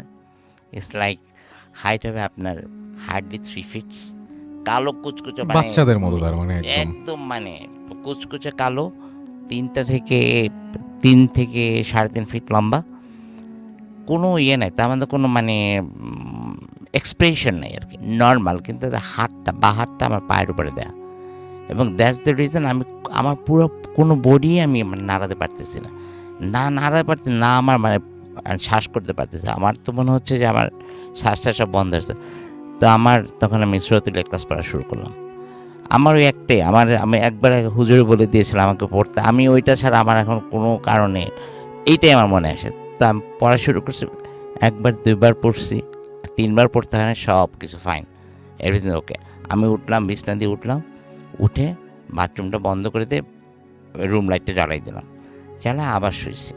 এবার আমি করলাম কি, ডান দিকে না ফিরে লম্বালম্বি সে বা হাতটা চোখের উপরে দিয়ে রাখছি, যেন মানে লাইটটা আড়াল করার জন্য।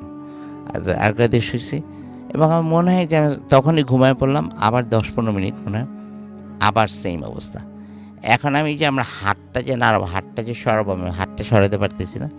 আমি অল্প অল্প তাকায় যা দেখলাম, দেখি যে আমার হাতগুলো ইটস লাইক ইলেকট্রিক্যাল থাম, ইলেকট্রিক্যালের যে পিলারগুলো আছে এরকম মোটা একটা হাত।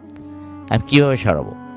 মানে এত মোটা হয়ে গেছে, এত মোটা আমার হাত লাগতেছে আমার কাছে, যে আচ্ছা। এত মোটা এবং এত ওয়েট যে আমি এটা সরাতে পারতেছি না হাতটা। ওজন অনেক বেশি মনে হচ্ছে। ওজন অনেক বেশি, এবং আমি কোনোদিন ফিরতেও পারতেছি। তো আমি আবার পায়ের দিকে তাকিয়ে দেখে ওই লোকটা দাঁড়ায় আছে ঠিকই। লোকটা বলবো না, মানে কোনো কিছুর সাথে তার আমি আই ক্যান সে যে এটা এরকম দেখতে ওরকম দেখতে। ইটস লাইক এটা একটা আকৃতি ইটস হিউম্যান আকৃতি, মানে কারো Shape একটা। Shape right. তো তখন আমি কি করব, আমি আবার সূরাতুল কাস পড়া শুরু, এবার পুরোপুরি 2বার পড়লাম, 3বার পুরোপুরি পড়লাম। তখন দেখলাম যে সব একদম এভরিথিং নর্মাল। তখন আমি নেমে সিকিউরিটি ডাক দিলাম যে তুই একটা চেয়ার নিয়ে এখানে বস আমার রুমের সামনে, একটু ঘুমাই।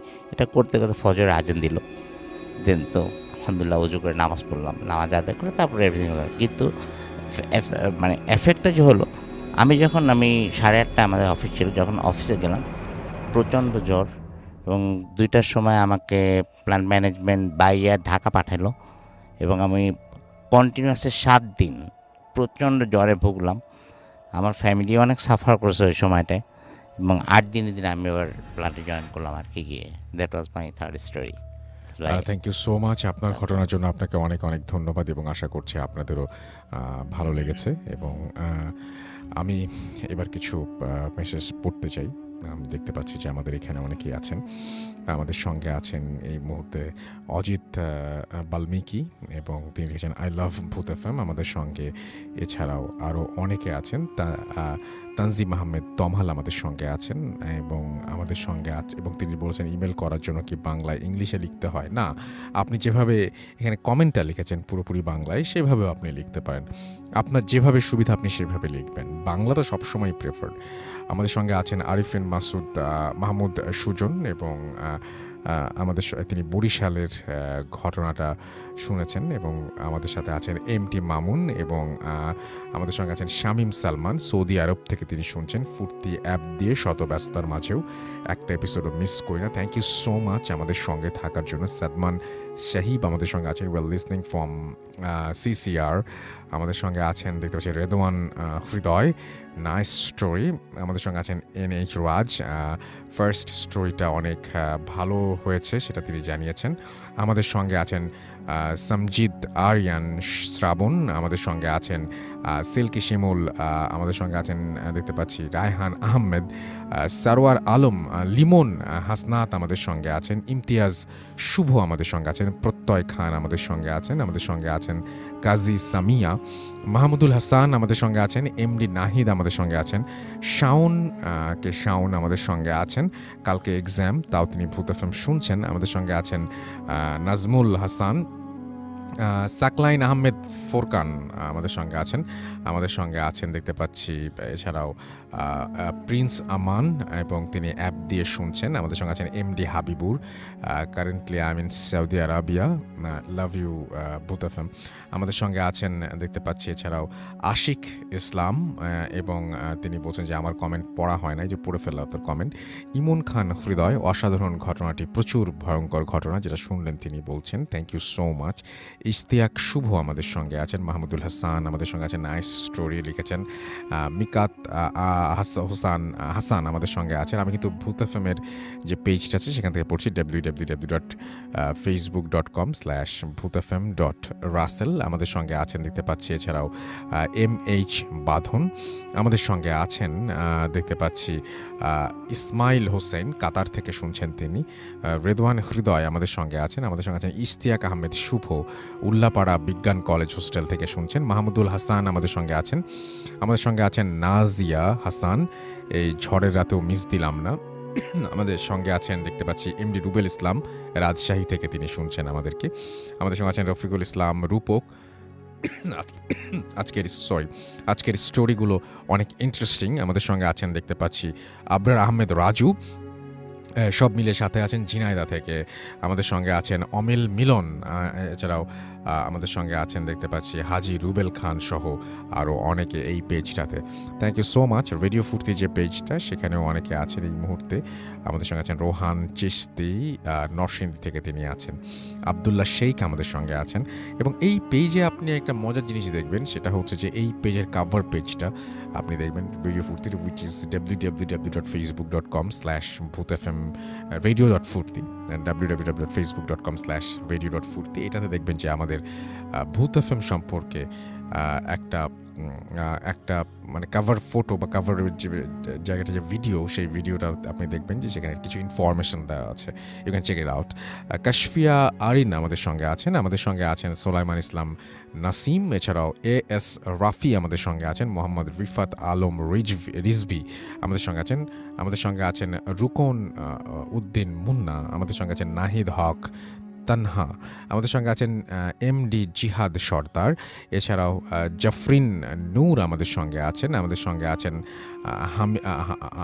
আছেন হাফিম অর্ণব, আমাদের সঙ্গে আছেন এমডি শরীফ মাহমুদ, এমডি জাহিদ হাসান আমাদের সঙ্গে আছেন, শুভ দত্ত সৌরভ আমাদের সঙ্গে আছেন। আরও অনেকেই আমাদের সঙ্গে এই মুহূর্তে আছেন দেখতে পাচ্ছি। And thank you very much আমাদের সঙ্গে থাকার জন্য, এবং আশা করছি বাকিটা সময়ও আমাদের সঙ্গে থাকবেন। এবং আমরা একটা ছোট্ট অডিও ক্লিপে চলে যাব এখন, এবং সেই অডিও ক্লিপের পরে আবারও ফিরে আসবে। ইন দ্য মিন টাইম আমাদেরকে যদি আপনারা ঘটনা পাঠাতে চান, তাহলে আমাদের ঘটনা পাঠানোর অ্যাড্রেসটা হচ্ছে bhutfm@radiofurti.fm, which is bhutfm@radioforti.fm। আপনার নাম, ঠিকানা এবং ফোন নাম্বার সহ আপনার জীবনে ঘটে যাওয়া বা আপনার জানা সেরা ঘটনা লিখে পাঠিয়ে দিন আমাদের কাছে। ঘটনার শুরুতে অবশ্যই উল্লেখ করুন যে ঘটনাটি আপনি স্টুডিওতে এসে শেয়ার করতে চান, নাকি আপনি চান আপনার ঘটনা আমরা পড়ে শোনাই। যারা দেশের বাইরে আছেন তারা সরাসরি অডিও ক্লিপ পাঠিয়ে দিতে পারেন বা লিখেও পাঠাতে পারেন ঘটনাটি। আমাদের ফেসবুক পেজের লিঙ্ক হচ্ছে www.facebook.com/radio.furti and www.facebook.com/bhutfm.russell। আমাদের টুইটার RJ বা আমাদের টুইটার হচ্ছে রাসেল RUSSELL Russell_BhutFM BHOOTFM। ব্যাস, চলে আসবেন যেখানে খুশি, লিখবেন আপনার ইচ্ছে মতো। চলে যাচ্ছি একটি অডিও ক্লিপে, ফিরে আসবো একটু পরেই। স্টে টিউনড টু রেডিও ফুর্তি FM and do ফুর্তি। Bhut FM. The night comes alive. বিশ্বাস করা না করাটা আপনার ব্যাপার।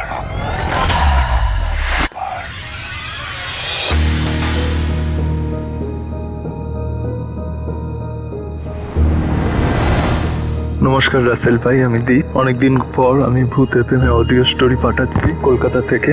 তো প্রথমেই আপনাদের সবাইকে জানাই এবং ভূত এফএম টোটাল টিমকে জানাই নববর্ষের প্রীতি শুভেচ্ছা ও আন্তরিক অভিনন্দন।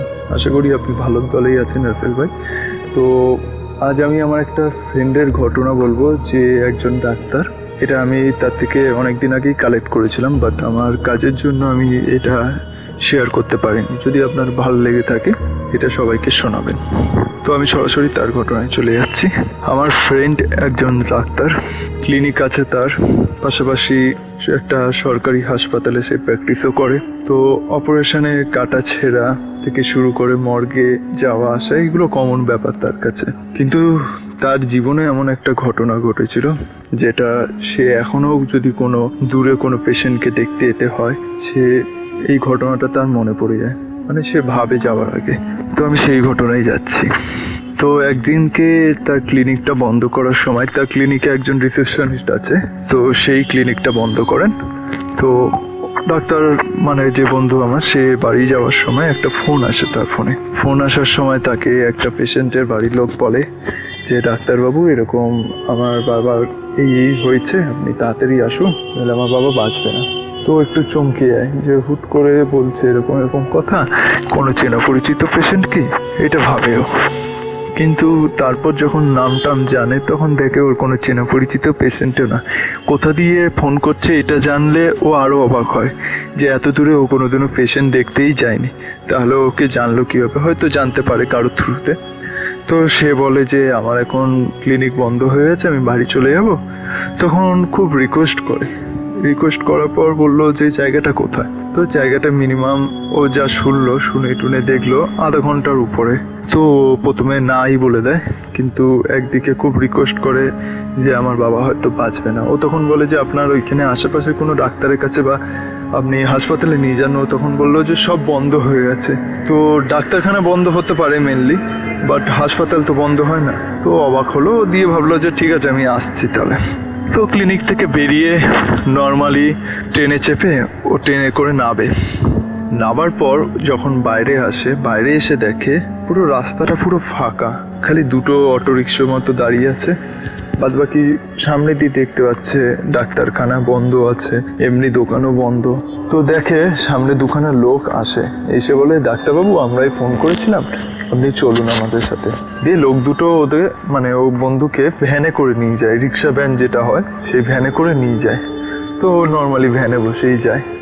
তো জিজ্ঞেস করছে বাবার কি হয়েছে, বলছে বুঝতে পারছি না, আপনি গেলে বুঝবেন। নর্মালি পেশেন্টের কাছে যায়, সে পেশেন্টের কাছে গিয়ে পেশেন্টকে দেখে, সেরকম কোনো সিরিয়াস কন্ডিশন না যদিও, কিন্তু তবুও দুখানা ইনজেকশন টিটানাস দেয় পেশেন্টকে, দিয়ে একটা প্রেসক্রিপশন লিখে দেয়। প্রেসক্রিপশন লিখে বলে এই ওষুধটা এখনই লাগবে দিতে, আপনি কোথাও ডাক্তারখানা থেকে আনুন। দিয়ে বলে যে ও আপনাদের এখানে ডাক্তারখানা তো বন্ধ, এক কাজ করুন আমি ফোন করে দিচ্ছি, আমার চেম্বার থেকে নিয়ে আসুন কাউকে পাঠিয়ে। তার মধ্যে একজন মানে ওই দুটো ভদ্রলোকের মধ্যে সে বলে এই ওষুধগুলো লাগবে, ঠিক আছে দিন। পুরোপুরি ও হতবাক হয়ে যায়। সেই লোকটা কাগজটা নিয়ে খালি বাইরে বেরালো, দিয়ে ঢুকলো সবকটা ওষুধ হাতে নিয়ে। তো একটু অবাক হয়ে জিজ্ঞেস করতে যাবে, দিয়ে ভাবলো যে থাক আগে মেডিসিনটা দিয়ে দিই। ভালো কথা, মেডিসিন দিয়েটে ও ব্যাক করে, বলে ঠিক আছে এবার আমি বেরিয়ে যাব, আমার দেরি হয়ে যাচ্ছে, এই মেডিসিনগুলো দিয়ে দেবেন, আর যদি কোনো রকম প্রবলেম হয় কাল সকালে উঠে হাসপাতালে বা ডাক্তারকে দেখিয়ে নেবেন। তো নর্মালি ওরা ফিস দিয়ে দেয় বন্ধুকে, ফিস দিয়ে বলে ওনার বাবা বলেন যে ডাক্তারবাবুকে ছেড়ে আসো ভ্যানে করে। তো ডাক্তার বলে যে না বন্ধুটা আমার বলে যে থাক আমায় ছাড়তে হবে না, আমি এখান দিয়ে নর্মালি কিছু পেয়ে যাবো। তো ভালো মতো জানতো যে ও কিছুই পাবে না, কিন্তু ও মানে ভরসা করে উঠতে পারছিল না ওই দুই ভাইকে, এমনকি ওর বাবাকেও। তো নর্মালি বেরিয়ে যাওয়ার পর দেখে দূর দিয়ে একটা লোক আসছে ভ্যানে করে। নর্মালি ও ভ্যানটা দাঁড় করানোর পর সেই লোক বলে আগে কি হয়েছে বলুন, বলছে আমাকে একটু স্টেশন অবধি ছেড়ে দেবেন। তো সেই লোকটা একটুখানি মাথা চুলকে বলছে ঠিক আছে বসুন স্যার, কিন্তু আমার ভ্যানে তো একটা ডেড বডি আছে, আপনারাও ভয় পাবেন না তো, অসুবিধা নেই তো। ও নর্মালি বলে যে না ডেড বডি আছে তো কি হয়েছে, বলছে ও তখন ভ্যানওয়ালাটা বলে ও আপনি তো ডাক্তার স্যার, আমি ভুলেই গেছিলাম। ও আরো অবাক হয়ে যায়, ও ভ্যানওয়ালাকে জিজ্ঞেস করে যে তুমি কি করে জানলে আমি ডাক্তার, বিকজ ওর গলায় কোনো স্টেথোস্কোপ এইসবও ছিল না। তো ভ্যানওয়ালা হেসে ভ্যান চালাতে শুরু করে। তো একটা পর্যায়ে ও ভ্যানওয়ালাকে জিজ্ঞেস করে তোমাদের গ্রামে এরকম ফাঁকা কেন, এত কোনো কিছু দোকান সব বন্ধ হ্যান ত্যান এরকম কেন? তখন বলে আপনি বুঝে যাবেন ঠিক স্যার। যে স্টেশনের কাছে এসেই লোকটা এবার বলছে পিছন দিয়ে ও শুনতে পাচ্ছে কেউ চিল্লাচ্ছে ওই দাঁড়া এরকম সামথিং। তো ভ্যানওয়ালাকে বলছে এই দাঁড়াও কেউ কারা আসছে মনে হচ্ছে। তখন ভ্যানওয়ালা বলে ও কিছু না। তখন বন্ধুটা বলছে না তুমি দাঁড়াও দিয়ে ও নেমে যায় এক প্রকার বন্ধুটা। তখন ভ্যানওয়ালা ভ্যানটা স্টপ করে, ও যখন পেছন ঘুরে দেখে ভ্যানওয়ালা নেই, কিন্তু ও এসে গেছে স্টেশনের সামনে। এমন সময় 2-4টে লোক আসে, এসে বন্ধুটাকে ধরে বলে আপনার তো সাহস কম না, আপনি এরকম আমার বাবার লাশটাকে এইভাবে করে ভ্যানে নিয়ে চলে আসছেন চুরি করে, আপনি কে, আপনাকে পুলিশে দেবো হ্যান ত্যান। ও পুরোপুরি আকাশ থেকে পড়ে। ও তখন ডাইরেক্ট নিজের বিবরণ দেয় যে আমি অমুক, কিন্তু বিবরণ দেওয়ার সময় ও পুরোপুরি প্রায় বলতে গেলে সেন্সলেস হয়ে পড়ে, এরকম অবস্থা।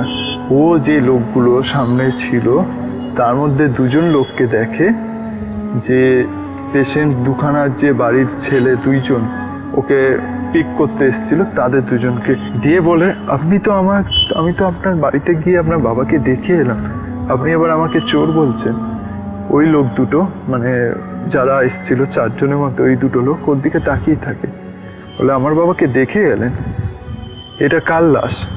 যখন লাশটার মানে ইয়েটা তোলে পর্দাটা, কাপড়টা তোলে, তখন দেখছে ও যেই পেশেন্টকে দেখেছিল তার লাশ ওটা। সঙ্গে সঙ্গে ও ওইখানে অজ্ঞান হয়ে পড়ে। এটাও অনেকে মানতে চায় না যে ডাক্তার যারা ভূতে বিশ্বাস করে না বা প্যারানর্মাল অ্যাক্টিভিটিস তাদের সাথে হতে পারে না। ও আমাকে নিজে বলেছে যে ও নিজেও বিশ্বাস করতো না এইসবে, বাট এরকম একটা অ্যাক্টিভিটিস হওয়াতে সত্যি সেন্সলেস হয়ে পড়ার পর স্টেশনে ওইখানে স্টেশন মাস্টার যে আছে তার রুমেই ওকে নিয়ে যাওয়া হয়। সব লোক ওকে গোল হয়ে ঘিরে ধরেছিল। ও যখন মানে সেন্সলেস অবস্থা থেকে ওঠে, যখন ওর চোখে মুখে জল ছেটানো হয়, তারপরে ও নিজের পরিচয় দেয় যে অমুক ডাক্তার একজন ওইখানে। তো স্টেশন মাস্টার ওকে চিনতে পেরেছে, তো যেহেতু ওর বাবা থ্রুতে সামথিং এরকম কিছু একটা ব্যাপার, তো স্টেশন মাস্টারকে পুরোপুরি ঘটনাটা বলে। তখন সবাই অবাক হয়ে যায় যে কিভাবে এটা পসিবল। এমনকি ওদের যে লোকগুলো ছিল তাদের বাড়ির পুরো মানে বাড়িটা কোন জায়গায়, কি বৃত্তান্ত, সব কিছু এভরিথিং বলে দেয়। তো এরকম একটা ঘটনা ঘটেছিল। ঘটার পর ও ঠিক করে যে দুটো পেশেন্ট হলেও হয়তো কাউকে সাথে নেবে কিংবা উইদাউট এনি ইনফরমেশন ওইভাবে যাবে না। তো এই ঘটনাটাও আমার কাছে শেয়ার করেছিল। আমি জানি না এটা কার কার ভয় লেগেছে, বাট আমার মনে হলো আমি তাই পাঠালাম। যদি ভালো লাগে রাসেল ভাই তাহলে শোনাবেন। Bhoot FM. The night comes alive. বিশ্বাস করা না করাটা আপনার ব্যাপার।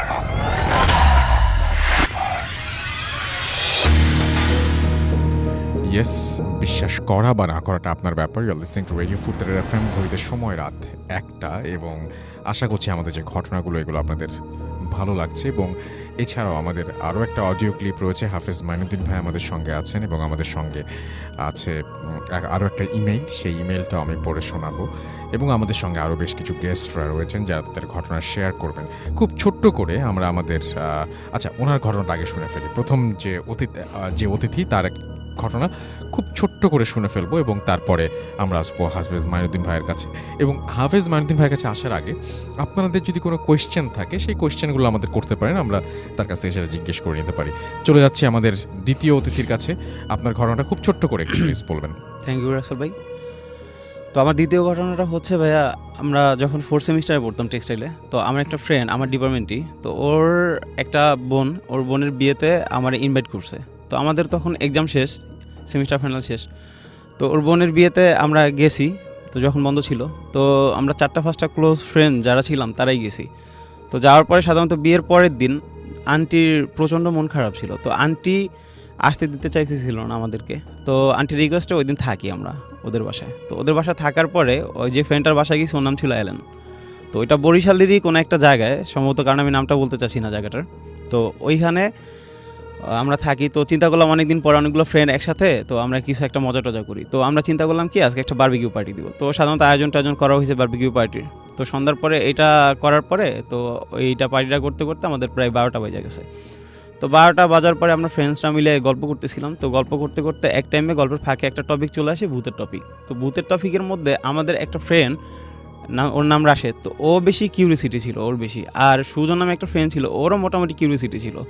তো ওরা ওই অ্যালেনের জিজ্ঞাসা করতেছে তোদের এইখানে কি কোনো ভৌতিক প্লেস আছে? তো অ্যালেন বলতেছে যে হ্যাঁ আছে, একটা শ্মশান আছে, তো ওইখানে নাকি ভূত প্রেত অনেক কিছু দেখা যায় শুনছি আগে। তো ওরা বলতেছে যে চল আমরা এখনই যাবো, ওইখানে দেখতে যাব। তো আমার আরেকটা ফ্রেন্ড ফয়সাল, ও বলতেছে থাক, যাওয়ার দরকার নেই। আমিও বেশি ইচ্ছুক ছিলাম না যাওয়ার জন্য। তো এবং ওইখানে যে ঘটনাটা ঘটে সেটা তো আপনার নিজের চোখে ঘটেছে, রাইট? হ্যাঁ, ওইখানে আমি নিজে ছিলাম। ওইখানে সেটা বলেন আমাকে। তো যখন আমরা নদীর পাড়ে যাই, মানে শ্মশানটা ছিল নদীর পাড়ে। তো আমরা গল্প করতেছিলাম কিছু ফ্রেন্ড 4-5 জন মিলে বাইরে, আর ওরা আমাদেরকে না জানায় ওই যে রাশেদ আর সুজন আর অ্যালেনকে সাথে নিয়ে ওরা মন্দিরের এই শ্মশানের ভিতরে ঢুকে গেছে। তো শ্মশানটা ছিল 2টা গেট রাসেল ভাই, একটা পিছনে গেট, একটা সামনে গেট। পিছনে গেটটা ছিল একটু ঝোপঝাড় ভাঙা ছিল, সামনে গেটটা খোলা ছিল। তো ওরা ভিতরে যায় নাকি দেখতেছে, পরে ওদের মুখ থেকে আমি যেটা শুনছি, দেখতেছে তখন রাত প্রায় 1টা থেকে 1:30 হবে আনুমানিক, তখন নাকি একটা লাশ পোড়ানোর জন্য আনছে। আচ্ছা। তো 2 জন লোক একটা লাশ পোড়ানোর জন্য লাশটা রেডি করতেছে আসলে কাঠ দিয়ে। তো ওরা অবাক যে এত রাত্রে লাশ পোড়ানোর তো কোনো কথা না, আর 2 জন লোক কেন আসবে লাশ পোড়াইতে? তো ওরা দেখতেছে। তো হঠাৎ করে যখন ওরা এটা খেয়াল করলো যে লাশের গায়ে যখন আগুন ধরায় দেওয়া হয়, যে কাঠে আগুন ধরায় দেওয়ার পরে দেখতেছে ওরা হঠাৎ করে ওই লোক 2জন নাই। তো ওরা তো বেশ অবাক, ওরা ভাবলো হয়তো আশেপাশে থাকতে পারে অন্য কোথাও। জি তোরা আসলে দেখতে চাচ্ছে যে আসলে কিভাবে লাশটা পড়ে। তো ওইটা দেখার পরে ওরা দেখতেছে কি রাসেল ভাই, ওরা সবচাইতে বেশি অবাক হয় যখন লাশের গায়ে আগুন ধরায় দেওয়া হয়, ওরা নাকি ওই লাশটা নাকি আস্তে আস্তে উঠে এরকম বসে পড়ছে। তো বসে পড়ার পরে ওরা তো মানে ওদের বেশ ভয় পাইতেছে, তো ওই লাশটা নাকি জিব্বাটা বের করে এরকম হা হা করে আছে। হুম হুম তো অ্যালেন যে ও তো স্থানীয় ছিল, ও বুঝে ফেলছে, ও নাকি ওই পরে ওর মুখ থেকে শুনছিলাম ও নাকি চিনছে জিনিসটা। তো ওইটা ছিল এরকম যে ওই যে লাশটা ছিল উনি নাকি ওদের এলাকায় 2 মাস আগে ওনার বউয়ের সাথে ঝগড়া হওয়ার পরে উনি নাকি গলায় ফাঁস দিয়ে মারা গেছিল। হুম হুম। তো ও সবচাইতে বেশি ও বুঝার পরে ওই যে সুজন আর রাশেদরা বলতে দোস্ত এইখানে আর 1 মিনিট না, চল এখান থেকে। তো আল্লাহর নাম নিতেছিল ওরা, তো মানে এমন অবস্থা হইতেছিল ওরা সামনে গেট দিয়ে না বের হয়ে ওরা নাকি পিছনে গেটে দৌড় দিছিল। তো এক একজন দৌড় দিছে, এমন অবস্থায় আমরা আবার বাইরে মানে দেখলাম যে ও 10-15 মিনিট ধরে ওদেরকে খুঁজে পাচ্ছি না। তো ওদেরকে আমরা খোঁজ করতে শুরু করলাম, তো আমি ওদেরকে ফোন দিতেছি, ওরা ফোন পিক করতেছে না। তো আমরা বেশ চিন্তিত হয়ে গেলাম। পরে আমরা মন্দিরের ভিতরে যাই আস্তে আস্তে ওদেরকে খুঁজতে খুঁজতে, যাই দেখি যে মানে আমাদের ফোনে টর্চ ছিল, তো টর্চ জ্বালায় রাত্রেবেলা অন্ধকারের মধ্যে ওদেরকে খুঁজতেছি, খুঁজতে খুঁজতে যায় দেখি যে একজন মন্দিরের কোনায় বসে, ওই যে অ্যালেন ও কাঁপতেছে মন্দিরের কোনায় বসে, আর যে সুজন ছিল ও আরেকটু সামনে ওই গেটের পিছনে জোপের মধ্যে ও সেন্সলেস অবস্থায় পড়া। তো ওই অ্যালেনকে ধাক্কা দিয়ে বলতেছি কি হয়েছে, তো ও কোনো কথা টথা বলতে পারতেছে না, চুপচাপ। পরে আমরা বুঝতে পারি যে হয়তো বড় খারাপ কিছু দেখছে। পরে ওদেরকে ওইখান থেকে নিয়ে আসি মন্দির থেকে। তো আমরা বাসায় নিয়ে আসি, ওর আর যে সুজন ওরও পানি টানি দিয়ে সেন্স ফিরানোর পরে ওর বাসায় নিয়ে আসি। তো আয়শা আর আন্টির কাছে কিছু বলি না, চুপচাপ শুয়ে থাকি। তো পরের দিন রাসেল ভাই ওই যে অ্যালেন আর সুজন ওদের প্রচণ্ড জ্বর আসে গায়ে। তো গায়ে জ্বর আসার পরে তো আমরা আমাদের সময় হয়েছে, আমরা বাড়িতে চলে আসি, সুজনকে ওই জ্বর অবস্থায় নিয়ে আসি, আরেকটা ফ্রেন্ডকে পাঠিয়ে দিই ওর বাড়িতে পৌঁছানোর জন্য। তো ওই সুজনের প্রচণ্ড জ্বর আসে, পরে ওর নাকি সুজনের এমন অবস্থা হয়েছিল যে ও খাবার দাবার প্রায় বন্ধ হয়ে গেছিলো, খাইতে টাইতে পারতো না, আস্তে আস্তে শুকায় যেত এমন অবস্থা। তো পরে ওরে কোনো একটা কবিরাজের কাছে যায় ওর আম্মা নাকি। তো যাওয়ার পরে ওরে জিজ্ঞাসা করে, কবিরাজ নাকি পুরো ঘটনার ডিটেলসটা বলে ওর আম্মারে। আচ্ছা, এরকম একটা কাহিনী হতো বা ওর লাইফে ঘটছিল। তো এরপরে সুজন হ্যাঁ ও স্বীকার করে ওর আম্মার কাছে সব কিছু। তো ওরে কিছু মানে একটা গোসলের মতো দেয়, ট্রিটমেন্ট করে, যে 7 ঘাটের পানি এনে ওর গোসল দেয়। আর রাসেল ভাই সবচেয়ে কষ্টদায়ক যেটা, আমাদের যে ওই ফ্রেন্ড অ্যালেন যার বাসায় আমরা গেছিলাম ওর বোনের বিয়েতে, তো ওই ফ্রেন্ডটা 6 মাস পরে নাকি ও নিজে সুইসাইড করে। ও ছিল আমাদের মধ্যে সবচেয়ে মেধাবী একটা ফ্রেন্ড। আচ্ছা, আমার ডিপার্টমেন্টের রেজাল্টও খুব ভালো। তো এটা আমাদের কাছে ছিল খুব কষ্টদায়ক একটা ঘটনা ভাই। থ্যাংক ইউ সো মাচ, আপনাকে অনেক ধন্যবাদ। এবং আমি চলে যাব এখন হাফেজ মাইনুদ্দিন ভাইয়ের কাছে, এবং আশা করছি যে আপনারা সবাই আমাদের সঙ্গে পুরোটা সময় আছেন। এবং মাইনুদ্দিন ভাইয়ের একটা ঘটনা আমরা শুনে আসবো এই মুহূর্তে। মাইনুদ্দিন ভাই বলেন যে কোন ঘটনাটি আপনি বলবেন এখন, এবং সেটি কী নিয়ে। জি, আরেকবার বলতে হবে কাইন্ডলি। জি, আসসালামু আলাইকুম। ওয়ালাইকুম সালাম। ঘটনা আমি বলবো, স্বপ্নের মাধ্যমে যে মানুষের দেখা করে সে বিষয়টা নিয়ে আমাকে একটা লোক এই কথাটা বলছে। গত সপ্তাহে আমাদের প্রোগ্রামটা এটা ছিল, তারপর আমার সাথে এই লোকটা শেয়ার করে। এরকম উনি মধ্যবয়সী একটি লোক, উনি সাংসারিক কিছু অশান্তির কারণে তো তার পরিকল্পনা ছিল সে আত্মহত্যা করবে। তার প্রেশান অশান্তি, জি, তো তার পরিকল্পনা ছিল যে আমি আত্মহত্যা করব, আত্মহত্যা করলে আমি সব কষ্ট থেকে মানে ভালো থাকবো। তার এটাই চিন্তা ভাবনা ছিল যে আমি আর দুনিয়াতে থাকবো না, আমি চলে যাব। তো এই পরিকল্পনা অনেক দিন ধরে তার নাকি ছিল। তাই সে একদিন গাজীপুরও ঘুরে আসছে যে কিভাবে সে আত্মহত্যা করতে পারে। আত্মহত্যা যেদিন করবে এর 2 দিন আগে সে খুব ভালোভাবে নামাজ পড়ে এবং সবার সাথে ভালো ব্যবহার করে, কথাবার্তা ভালো বলে, এবং সে দড়ি কিনে নিয়ে আসে। সে এরকম চিন্তা করলো যে আমি রাত্রিবেলায় যাব দেরি করে, যেন রাত 1টা-2টার দিকে আমি গাছের মধ্যে ঝুলে ফাঁস দিয়ে মরে যাব। আচ্ছা, তো সেই কথার মতো সে এরকম রাত্রিবেলা সে গাজীপুরে রওনা দেয় ঢাকার থেকে। সে যেখানে গেছে গাজীপুর, উনি আবার ধূমপান করতো। তো সেই বনটার ভিতরে, বাগানটার ভিতরে গিয়ে বসে খুব চিন্তা করতেছে যে করবে কি করবে না সে, এবং খুব টেনশনে ধূমপান করতেই ছিল। ওই সময় মুহূর্তে একটি পাগল তার কাছে আসে, একেবারে খুব পাগল। ওনার কাছ থেকে সে সিগারেটটা হাতে নিয়ে সেই পাগলটা টান দিয়ে শুরু করে, মানে ধূমপান করে। ওনার হাতে যে দড়িটা ছিল সে পাগলটা দেখে, এবং সে পাগলটা তার কাছ থেকে দড়িটা কেড়ে নিয়ে সে গাছের মধ্যে ঝুলিয়ে সে পাগল নিজেই আত্মহত্যা করে। আচ্ছা, এই আত্মহত্যা করার সময় তার চেহারাটা বিভৎস হয়ে যায়, এবং সেই ব্যক্তি আমাকে বলল যে যখন ওই পাগলটা আমার চোখের সামনে এই কাজটা করলো, আমি এমনভাবে ভয় পেলাম যে ওকে বাঁচাবো না কি করব সেটা আমি জানিনি। আমি ছুটে পালালাম, আচ্ছা। এমন ছুটে পালালাম। সেই থেকে এখনো ঘুমের মধ্যে বললো যে রাত্রে ঘুমাবো বা দিনেই ঘুমাই, হুম, সেই পাগলটা আমাকে ডাকতে থাকে যে আসো আমার কাছে এবং তুমি ফাঁসি দাও। হুম, সে এখনও বললো যে আমি যে দিনের বেলাও ঘুমাতে সময় ওই পাগলটাকে দেখতে পাই, রাত্রেবেলা ঘুমাইলেও আমি সেই পাগলটাকে দেখতে পাই। আমাকে ঘুমের মধ্যে শুধু বলে আসো আমার কাছে, তুমি এসে ফাঁসি দাও। আচ্ছা। তো এই পর্যন্ত তারিখগুলো চলতেছিল। সে ডাক্তারের পরামর্শ নিয়েছিল, তাকে ঘুমের ওষুধ দেওয়া হয়। হুম, হুম, উনি বললো ঘুমের ওষুধ খাওয়ার পরেও উনি দীর্ঘ সময় এই ফাঁসি এই পাগলটাকেই দেখে। হুম, অর্থাৎ সে পাগলটাকে কখনো দেখে নেই, সে পাগলটাকে চেনে না। সেদিন সেই গাজীপুর যাওয়াতে তার কাছে একটু সামান্য বসলো হুম, এবং সেই উনি নিজে আত্মহত্যা করবে, কিন্তু সেখানে সেই পাগলটা যে আত্মহত্যা দেখালো, হুম, এখন সেইটাও বললো যে পাগলটা কি সত্যিকার আত্মহত্যা করেছে না আল্লাহ আমাকে সাহায্য করেছে যে ভয় দেখিয়ে এখান থেকে পালানোর জন্য, সেটা আমি জানি না। আচ্ছা। এটাই আমার ছিল ভাইয়া ঘটনাটা। Thank you so much, thank you so much. আমি দেখি একটু আমাদের কিছু মেসেজ টেসেজ যেগুলো আছে সেগুলো পড়ে আসি এবং দেখি যে কেউ কোনো কিছু আপনার কাছে জানতে চাচ্ছেন কিনা এবং অন্য কোনো বিষয়ে আমরা কথা বলতে পারি কিনা। যাই হোক, আমাদের আরও একবার জানিয়ে দিই যে আমাদের যদি আপনারা ইমেল করতে চান, আমাদের ইমেল অ্যাড্রেস হচ্ছে bhutfm@radiofurti.fm, which is bhwtfm@radioforti.fm। আপনার নাম, ঠিকানা এবং ফোন নাম্বার সহ আপনার জীবনে ঘটে যাওয়া বা আপনার জানা সেরা ঘটনা লিখে পাঠিয়ে দিন আমাদের কাছে। ঘটনার শুরুতে অবশ্যই উল্লেখ করুন যে ঘটনাটি আপনি স্টুডিওতে এসে শেয়ার করতে চান নাকি আপনি চান আপনার ঘটনা আমরা পড়ে শোনাই। যারা দেশের বাইরে রয়েছেন তারা সরাসরি অডিও ক্লিপ পাঠাতে পারেন বা লিখেও পাঠাতে পারেন আপনার ঘটনাটি। আমাদের ফেসবুক পেজের অ্যাড্রেস হচ্ছে www.facebook.com/free.furti and www.facebook.com/bhutfm.russell, এই দুটো লিঙ্ক। এবং আমাদের সঙ্গে আপনি টুইটারে যোগাযোগ থাকতে পারেন কানেক্টেড। আমাদের টুইটারে টুইটারে আপনার খুব সহজেই আপনি খুঁজে পাবেন, সেটা হচ্ছে russell_bhutfm। ব্যাস, আমি দেখি যে টুইটারে অনেকেই লিখছেন এখনও পর্যন্ত। বিশাল বৈরাগী রাজবীর আমাদের সঙ্গে আছেন গোপালগঞ্জ কলিগ্রাম থেকে, তিনি অ্যাপ দিয়ে শুনছেন। সাদিকুর রহমান তানজিদ, তিনি বলছেন যে হাফেজ মাইনুদ্দিন ভাইয়ের সব ঘটনা সবসময় খুব সুন্দর হয়, আজকের ঘটনা অনেক সুন্দর লাগছে। পারভেজ আশুগঞ্জ থেকে আমাদের সঙ্গে আছেন দেখতে পাচ্ছি তানজিম আহমেদ তমাল। এবং ঘটনা পাঠানোর পর ঘটনা নেওয়া না হলে আমি বুঝবো কিভাবে আপনার ঘটনাটি আমরা যদি সিলেক্ট করি, তাহলে যারা স্টুডিওতে আসেন তাদের হয়তো ডাকতে একটু দেরি হয়, কিন্তু আপনার ঘটনা যদি সিলেক্টেড হয় আপনার মানে আপনি নিজেই আমরা সাধারণত ইমেইল দিয়ে জানিয়ে দেই কোনো সময় আমরা হয়তো সেটা সম্ভব না হলে মোটামুটি 1 মাসের মধ্যে ঘটনাটা পড়া হয়ে যায় আমার কাছে মনে হয় তাই। এবং সেটা যদি না হয় তাহলে আপনার আরও একবার পাঠাতে হবে। এমডি আরিফুর রহমান আমাদের সঙ্গে আছেন এবং তিনি বলছেন যে অডিও ক্লিপটা ভয়ের ছিল। আমাদের সঙ্গে আছেন দেখতে পাচ্ছি। এছাড়াও আমাদের সঙ্গে আকাশ হালদার এবং বৃষ্টির সাথে ভূত এফএম। আজ সত্যি খুব দারুণ লাগছে, ঘটনাগুলো খুবই চমৎকার। আমাদের সঙ্গে আছেন নিলয় আহমেদ, লাভ ইউ ভূত এফএম। ফয়জুল্লাহ ইবনে হাবিবুল্লাহ আমাদের সঙ্গে আছেন, মিরপুর ঢাকা থেকে শুনছেন।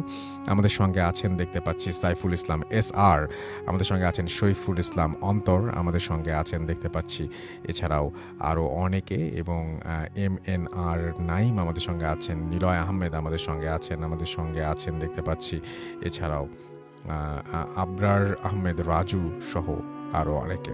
আমাদের যে ভূত এফএমের পেজটা সেখানে আছেন দেখতে পাচ্ছি লাস্ট বেঞ্চের ব্রিলিয়ান্ট স্টুডেন্ট ওকে শিমুল হাসান আমাদের সঙ্গে আছেন এবং তিনি বলছেন যে পাগলের যে স্টোরিটা মানে মাইনুদ্দিন ভাইয়ের কাছে যেটা শুনলেন এটা তার কাছে ভয়ের লেগেছে।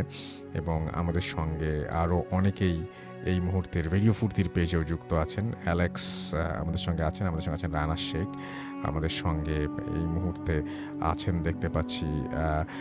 কিনার আউইদ এবং ঘুমের মধ্যে মনে হয় আকাশ থেকে পড়লাম, এর কারণ এটা আপনার মনে হয় একটু টায়ার্ড থাকার জন্য বা একটু অসুস্থ থাকলে এরকম ধরনের ঘটনা কিন্তু ঘটে। উইশ আচ্ছা, আমাদের সঞ্জু আমাদের সাথে আছেন, অডিও ক্লিপটা ভালো লেগেছে। এমডি মিশুক ইসলাম আমাদের সঙ্গে আছেন, ইব্রাহিম ইসলাম লিটন, অডিও ক্লিপটি দারুণ ছিল। সৌমিত্র সাহা আমাদের সাথে আছেন, কেমন আছেন, খুলনা থেকে বলছেন। রিকি আহমেদ মুন্না আমাদের সঙ্গে আছেন, খুলনা থেকে যেহেতু বলছেন আমরা তো ভালো আছি, আপনিও ভালো আছেন এটাই আশা করবো, যেহেতু ভূত এফএম শুনছেন। শাহরিয়ার ইমতিয়াজ খান আমাদের সঙ্গে আছেন, এবং আমাদের সঙ্গে আছেন দেখতে পাচ্ছি এসকে আশিক মাহমুদ, এমডি শাওন আমাদের সঙ্গে আছেন, রনি আমাদের সঙ্গে আছেন। অডিও ক্লিপগুলো জোস তাই লিখেছেন। সাইম আকন্দ অনন্ত আমাদের সঙ্গে আছেন। ঠান্ডা ওয়েদারে ভূত এফএম অনেক জমেছে। আমাদের সঙ্গে আছেন এমডি মারুফ, অভি, সৌমিত্র সাহা সহ আরও অনেকেই কিন্তু এই মুহূর্তে আমাদের সঙ্গে আছেন।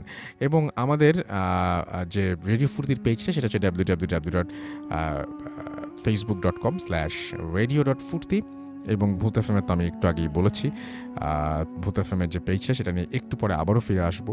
শুধু একটু বলি যে এমডি হাবিবুর আমি দেখতে পাচ্ছি currently I mean Saudi Arabia, আচ্ছা তিনি আমাদের সঙ্গে আছেন। আচ্ছা ওকে, আমরা চলে যাব আমাদের পরবর্তী ঘটনায়, এবং এটি একটি ইমেইল, এবং সেই ইমেইলটা আমি পড়ে ফেলতে চাই, এবং আশা করছি যে এই ইমেইলটাও আপনার আগের ইমেইলের মতো আশা করছি ভালো লাগবে।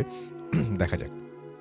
হ্যালো রাসেল ভাই, আশা করি আপনি ভালোই আছেন, কারণ আপনি সবসময় ভালোর দলেই থাকেন। সঙ্গত কারণে আমার নাম, ঠিকানা এবং কলেজের নাম প্রকাশ না করার জন্য আমি আপনার কাছে অনুরোধ জানাচ্ছি। আমি রিমা ব্যানার্জি, আমি কলকাতার সল্ট লেক এরিয়াতে থাকি। আচ্ছা আচ্ছা আচ্ছা, তিনি বলছেন ঠিকানা, আচ্ছা আমি কিছু প্রকাশ করছি না তাহলে। আচ্ছা, তিনি বলছেন যে আমাকে পাঠানো তার দ্বিতীয় ঘটনা। আমার পাঠানো ফার্স্ট ঘটনাটি আপনি গত 16 নভেম্বর 2018 শোতে প্রথমেই পড়ে শুনিয়েছিলেন, এবং এতখানি সময় তফাতে দ্বিতীয় ঘটনাটি শেয়ার করার জন্য আমি ক্ষমা চাইছি। আমার পক্ষে স্টুডিওতে গিয়ে ঘটনা শেয়ার করা সম্ভব না, তাই মেইল করে পাঠালাম। ঘটনাটি ঘটেছিল আমার এক ফ্রেন্ডের সাথে। সঙ্গত কারণে আমি ওর নাম প্রকাশ না করার অনুরোধ জানাচ্ছি, আমিও প্রকাশ করলাম না। ঘটনাটি ও যেভাবে বলেছে আমি সেভাবে লিখেছি। ঘটনাটি ঘটেছিল 2010 সালে। আমি তখন ক্লাস 6-এ পড়ি। অন্যান্যদের মতো পুতুল খেলতে আমিও ভালোবাসতাম, এখনও ভালোবাসি। তবে যে ঘটনা আমার সাথে ঘটেছিল তারপর থেকে পুতুল খেলার প্রতি ভালো লাগার সাথে সাথে ভয়টাও মনে থেকে গেছে। ঘটনায় আসা যাক। একদিন বিকেলে আমি স্কুল থেকে বাড়ি ফিরে দেখলাম ঘরে খাটের ওপর একটা নতুন পুতুল রাখা আছে। আমরা অনেকে এই ধরনের পুতুল দেখেছি, যেগুলো কিনা শুইয়ে দিলে চোখ দুটো বন্ধ হয়ে যায়, আর দাঁড় করিয়ে রাখলে চোখ দুটো খুলে যায়। ওই পুতুলটাও সেই ধরনেরই ছিল, এবং নতুন পুতুল দেখে আমি তো বেজায় খুশি। দৌড়ে মাকে গিয়ে জিজ্ঞেস করলাম কে দিয়েছে এই পুতুলটা। এখন তো জন্মদিনও না। মা বললেন তোর মেজো পিসি ওটা এনেছে। কথাটা শোনা মাত্রই আমি ছুটে মেজো পিসির ঘরে গেলাম পিসিকে থ্যাংক ইউ বলতে, আর সাথে এটাও জিজ্ঞেস করতে যে হঠাৎ তুই পুতুল আনলি যে, আমার তো জন্মদিনও না। পিসি বললেন আরে পুতুলটা আমি যেখানে কাজে যাই সেখানকার মালিক এনেছিল। ওনার বাড়িতে নাকি একজনের ছোট বাচ্চার জন্য ওনার স্ত্রী পুতুলটি কিনেছিলেন। ভেবেছিলেন মেয়ে হবে, কিন্তু ছেলে হওয়ায় পুতুলটি ওনার স্ত্রী অন্য কাউকে দিয়ে দিতে বলেছেন, আর উনি নতুন পুতুল কিনেছেন ওই বাচ্চাটিকে দেওয়ার জন্য। তাই পুতুলটি আমাদের মধ্যে কে নিবে কিনা জিজ্ঞেস করায় আমি তোর জন্য নিয়ে এসেছি।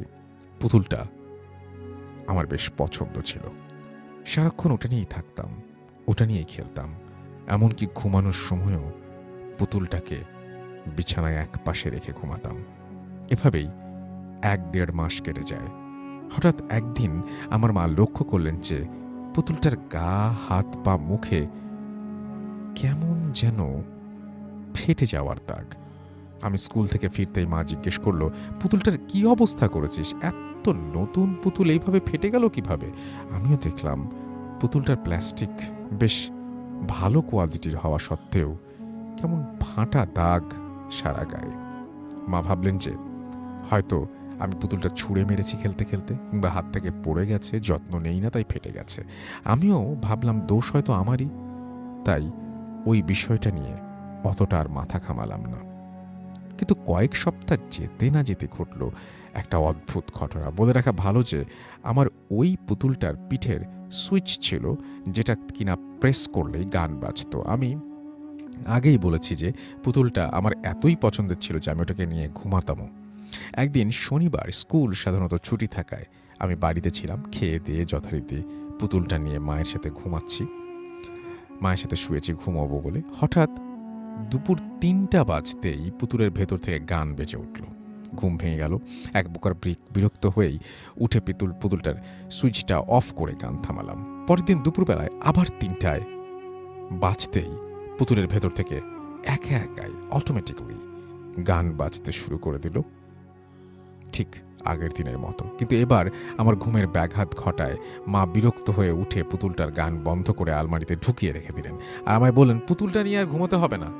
ঘুমের ঘোরে পুতুলটার পিঠের সুইচটায় তোর হাত লেগে রোজ রোজ গান বেজে যাচ্ছে, আমার ঘুম ভেঙে যাচ্ছে। এবারও ব্যাপারটা কানে না নিয়ে দোষ ভেবেই মাথা থেকে ছেড়ে ফেললাম। কিন্তু ঠিক তার পরদিনই ঘটল আবার এক অদ্ভুত ঘটনা। ওই দিনটা সোমবার হওয়ায় আমি স্কুলেই ছিলাম দুপুরে, বাড়িতে মা একাই ছিলেন। তাই সেদিন বাড়ি ফিরতেই মার মুখে শুনলাম যে পুতুলটা নাকি আলমারির ভেতরে থাকা সত্ত্বেও আগের দিনের মতো বাজছিল নিজে নিজে। শুনে আমার কেমন যেন ভয় হতে লাগলো। আমার স্কুলে গরমের ছুটি পড়ে গেল, তাই বাড়িতেই দুপুরবেলা যখন ৩টা বাজতো পুতুলটা আলমারির ভেতর থেকে ভেসে আসা হালকা গান আমার কানে আসতো। ব্যাপারটা মা অতটা গুরুত্ব দিত না, কিন্তু আমি এই ঘটনাগুলোকে কেন জানি ইজিলি নিতে পারতাম না। ৫-৬ দিন পর যখন সকালবেলা মা ওনার এক স্টুডেন্টকে পড়াতে গেলেন, তখন আমি চুপি চুপি পুতুলটা নিয়ে আমাদের বাড়ি থেকে অদূরেই থাকা একটা পুকুরে ফেলে দিয়ে এলাম। কারণ পুতুলটা নিয়ে খেলতে ভালো লাগার থেকেও ভয়টাই বেশি লাগা শুরু হয়েছিল। বাড়ি এসে মা পুতুলটার ব্যাপারে জিজ্ঞেস করায় আমি বললাম, বাইরে গিয়ে খেলতে খেলতে হারিয়ে ফেলেছি, অনেক খুঁজেছি কিন্তু পাইনি। আমার মাও অনেক মারও খেয়েছি, তবু সত্যি কথাটা বলিনি। সবথেকে আশ্চর্যের বিষয় এই ছিল যে পুতুলটা ফেলে দেওয়ার পর থেকেই আমার অস্বাভাবিকভাবে জ্বর হয় এবং সেটা টানা 3-4 দিন কন্টিনিউ করে, কিন্তু কোনো ওষুধেই সেই জ্বর কমছিল না। আমার মেজো পিসি ব্যাপারটা নোটিস করে আমার বাবাকে বললেন, যেই থেকে পুতুলটা হারিয়ে গেছে সেই থেকেই তো আমার জ্বর।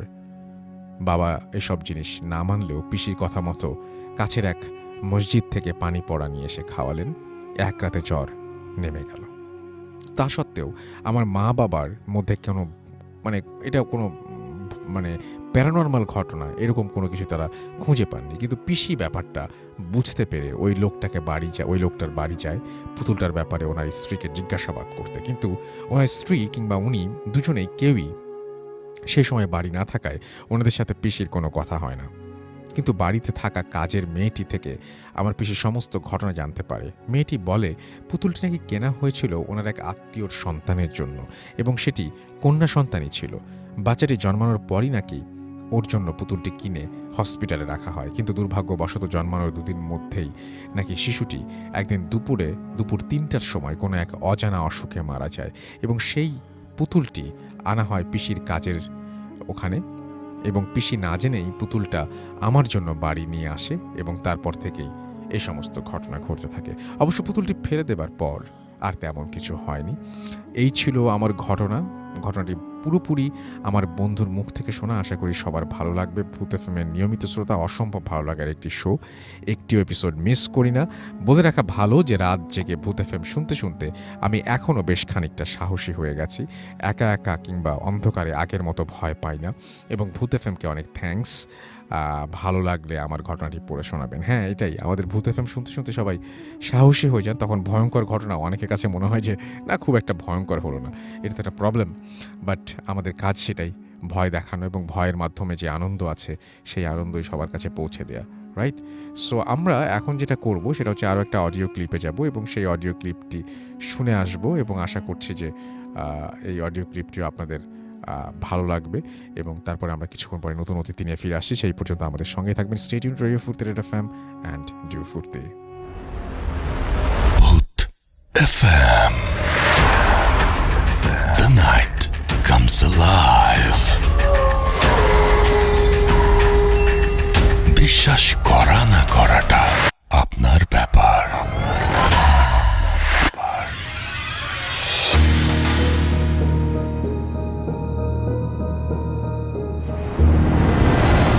আসসালামু আলাইকুম রাসেল ভাই, আসসালামু আলাইকুম ভূত এফএম এর সকল লিসেনার্সদের। আমার নাম আজিজুর রহমান সজল। আমি ঢাকা বিশ্ববিদ্যালয়ের ফিনান্স বিভাগ থেকে সদ্য গ্রাজুয়েশন কমপ্লিট করলাম।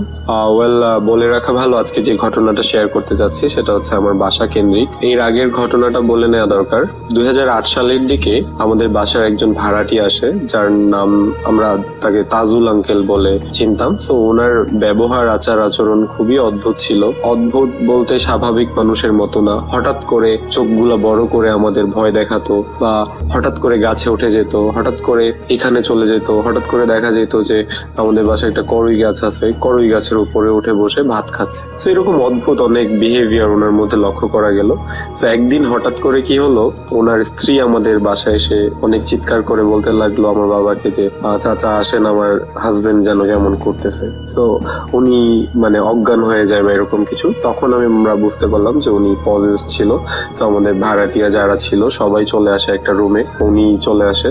তো ওনাকে পজেসড করে। ওনার ভয়েসটা রাতারাতি চেঞ্জ হয়ে একটা মহিলার ভয়েস আমাদের সবাইকে সালাম দেয়া হলো। আমরা কথা বললাম, আমার বাবা কথা বললো। তো অনেকে অনেক কিছু জানতে চাইলো, সে বললো। বলে যাওয়ার আগে ওই তাজুল আঙ্কেলের পজেস করা ওই পরীটা আমাদের এটা বললো যে আমাদের বাসায় অনেক বেশি রকমের একটা সমস্যা আছে। এখন কি রকম সমস্যা আমার বাবা যখন জানতে চাইলেন, তখন বলা হলো যে আমাদের বাসার উপর দিয়ে জিন বা পরীদের চলাচলের একটা রাস্তা আছে। আমরা যেন কখনো তাদের ডিস্টার্ব না করি, তাহলে আমাদের ক্ষতি হতে পারে। আর যদি ডিস্টার্ব না করি তাহলে তারা আমাদের কখনো কোনো ক্ষতি করবে না। সো আমাদের বাসায় এরকম এই ঘটনাটা বলার পরে আমরা মোটামুটি একটু ভয় পেয়ে যাই। তারপরে একটা সার্টেন টাইম পরে তাজুল আঙ্কেল চলে যায়। তো আমরা আমাদের বাসায় প্রত্যেক দিন মানে এরপর থেকে আমরা যখন জানতে পারলাম, আমরা সবাই খেয়াল করা শুরু করলাম। 2008 সালে আমরা আমাদের বাসায় উঠার 6 মাস হয়েছে। তখনও আমরা টের পাই নাই, বাট যখন আমরা এটা জানতে পারলাম তখন আমরা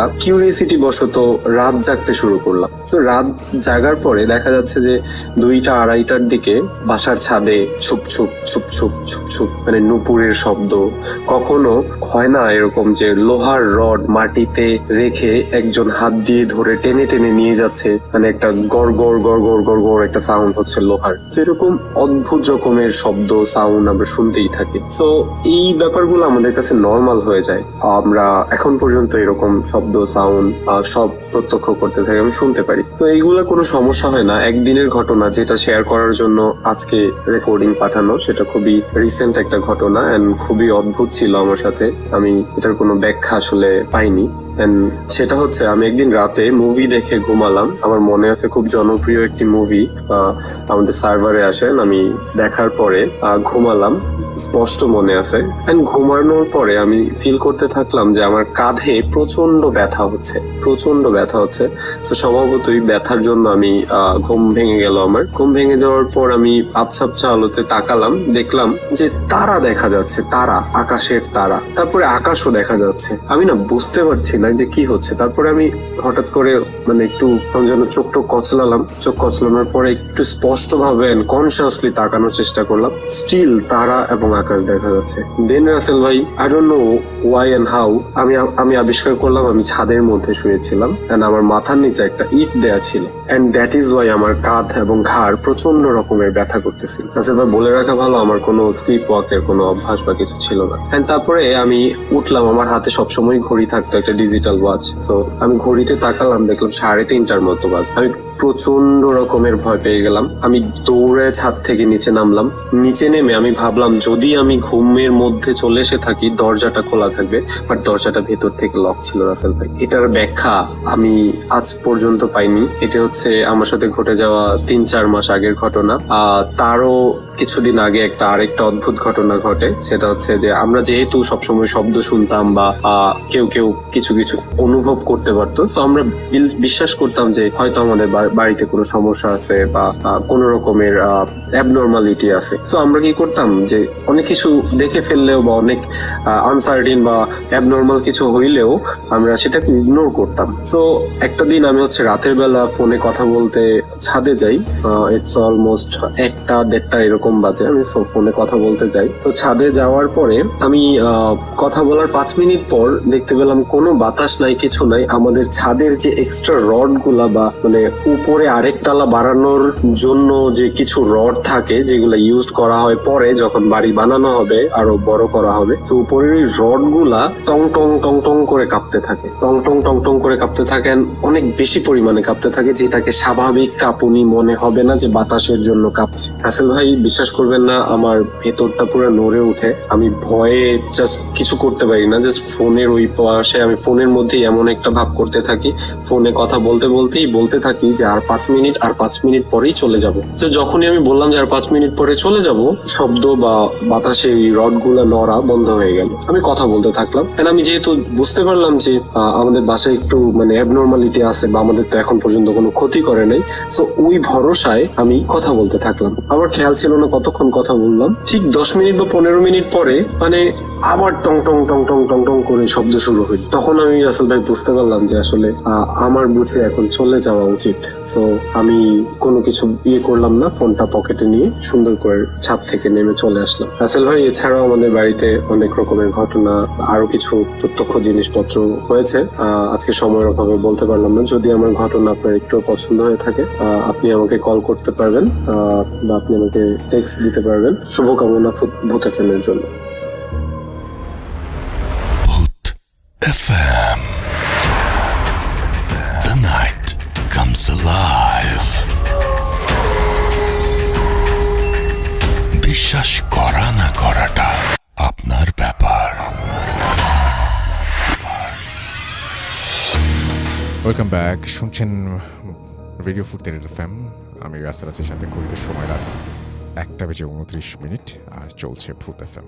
এই মুহূর্তে আমাদের অতিথিরা আমাদের সঙ্গে আছেন এবং আমি চলে যাব আমাদের নতুন অতিথি একজন জয়েন করেছেন তার কাছে। আপনার নামটা প্লিজ একটু বলবেন, কোথা থেকে এসেছেন, তারপর আপনার ঘটনায় যাব। হাই লিসেনার, আমি ইনজামাম উল হক, আমি মেডিকেল টেকনোলজিস্ট। সেই সাথে আমার বড় ভাইয়া সুজন ভাই, জয়, এরা সবাই শুনছে। সবাইকে আপনার ঘটনাটা বলেন। আসলে আমার ঘটনা গ্রাম্য একটা ঘটনা, আমার চাচার সাথে ঘটা। সো আমি যখন ছোট, তখন এক্স্যাক্ট আমার বয়সটা মনে নাই, আমার আম্মার কাছ থেকে ঘটনাটা শোনা। তো আমার চাচা এখন মারা গেছে, অনেক দিন হলো মারা গেছে।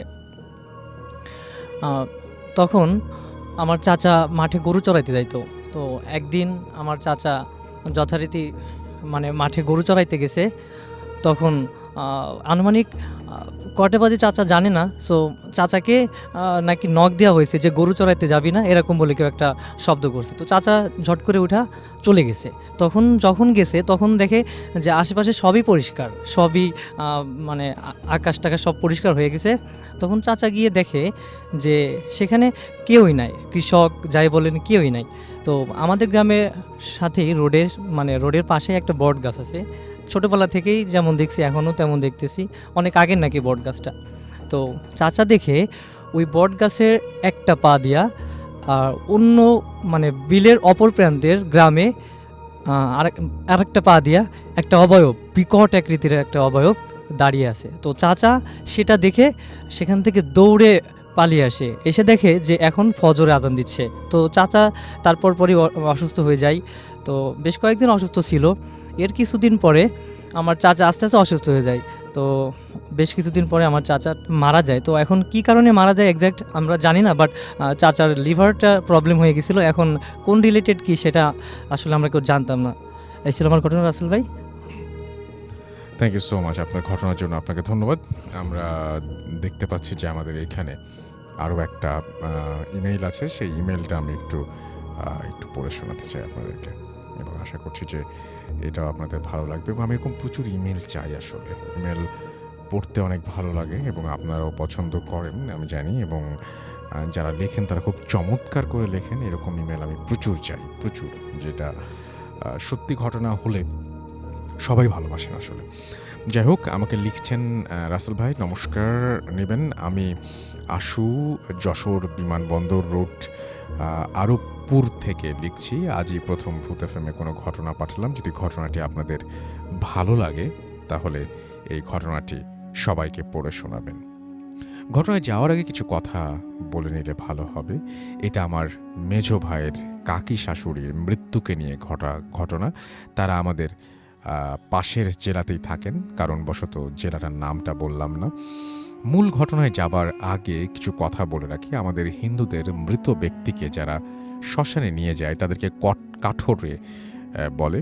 আর আমাদের মারা যাওয়ার 11 দিন থেকে শ্রাদ্ধের বিভিন্ন আনুষ্ঠানিকতা আরম্ভ হয়। 12তম দিনে মহাভোজের আয়োজন হয় এবং 13তম দিনে কীর্তন ও প্রার্থনা হয়। আর মহাভোজের দিন মৃত ব্যক্তির আত্মার উদ্দেশ্যে নিমন্ত্রণ করা হয়। ঘটনাটি ঘটে 10 নভেম্বর 2017 তারিখ শুক্রবার। মৃত ব্যক্তির ছিল নানান ব্যাধি, যেমন কিডনি নষ্ট হয়ে যায়, গ্যাসের সমস্যা, তার শরীরের ভেতরে অধিকাংশ জিনিসই নষ্ট হয়ে যায়, আরও অনেক সমস্যা যা ডাক্তারের হাতের বাইরে চলে যায়। আমরা সবাই জানতাম যে তার মৃত্যু অবধারিত। একটু বলে রাখি, তাকে বারান্দায় একটি খাটে থাকতে দেয়া হতো এবং সাথে বাড়ির অন্য সদস্যরাও থাকতো। হঠাৎ 10 তারিখ সকালে তিনি পরলোক গমন করেন। সমস্ত বাড়িতে এক অন্যরকম পরিবেশ। দূর দূর থেকে আত্মীয় স্বজনরা বাড়িতে এসে জমা হচ্ছেন।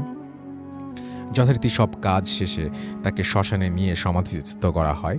বাড়িতে আস্তে আস্তে লোকের সংখ্যাও কমে যায়। চারিদিকে থমথমে পরিবেশ। কেবল তার মেয়েরা মায়ের শোকে আর্তনাদ করছে। মৃত ব্যক্তি মারা যাবার আগে তার বোনকে আসতে বলেছিলেন দেখবে বলে, হয়তো কোনো কারণে সে আসতে পারেনি, কিন্তু মারা যাবার পর সে এসেছিল। সেদিন রাতে ওই খাটেই তার বোন এবং মেয়ে ঘুমায়।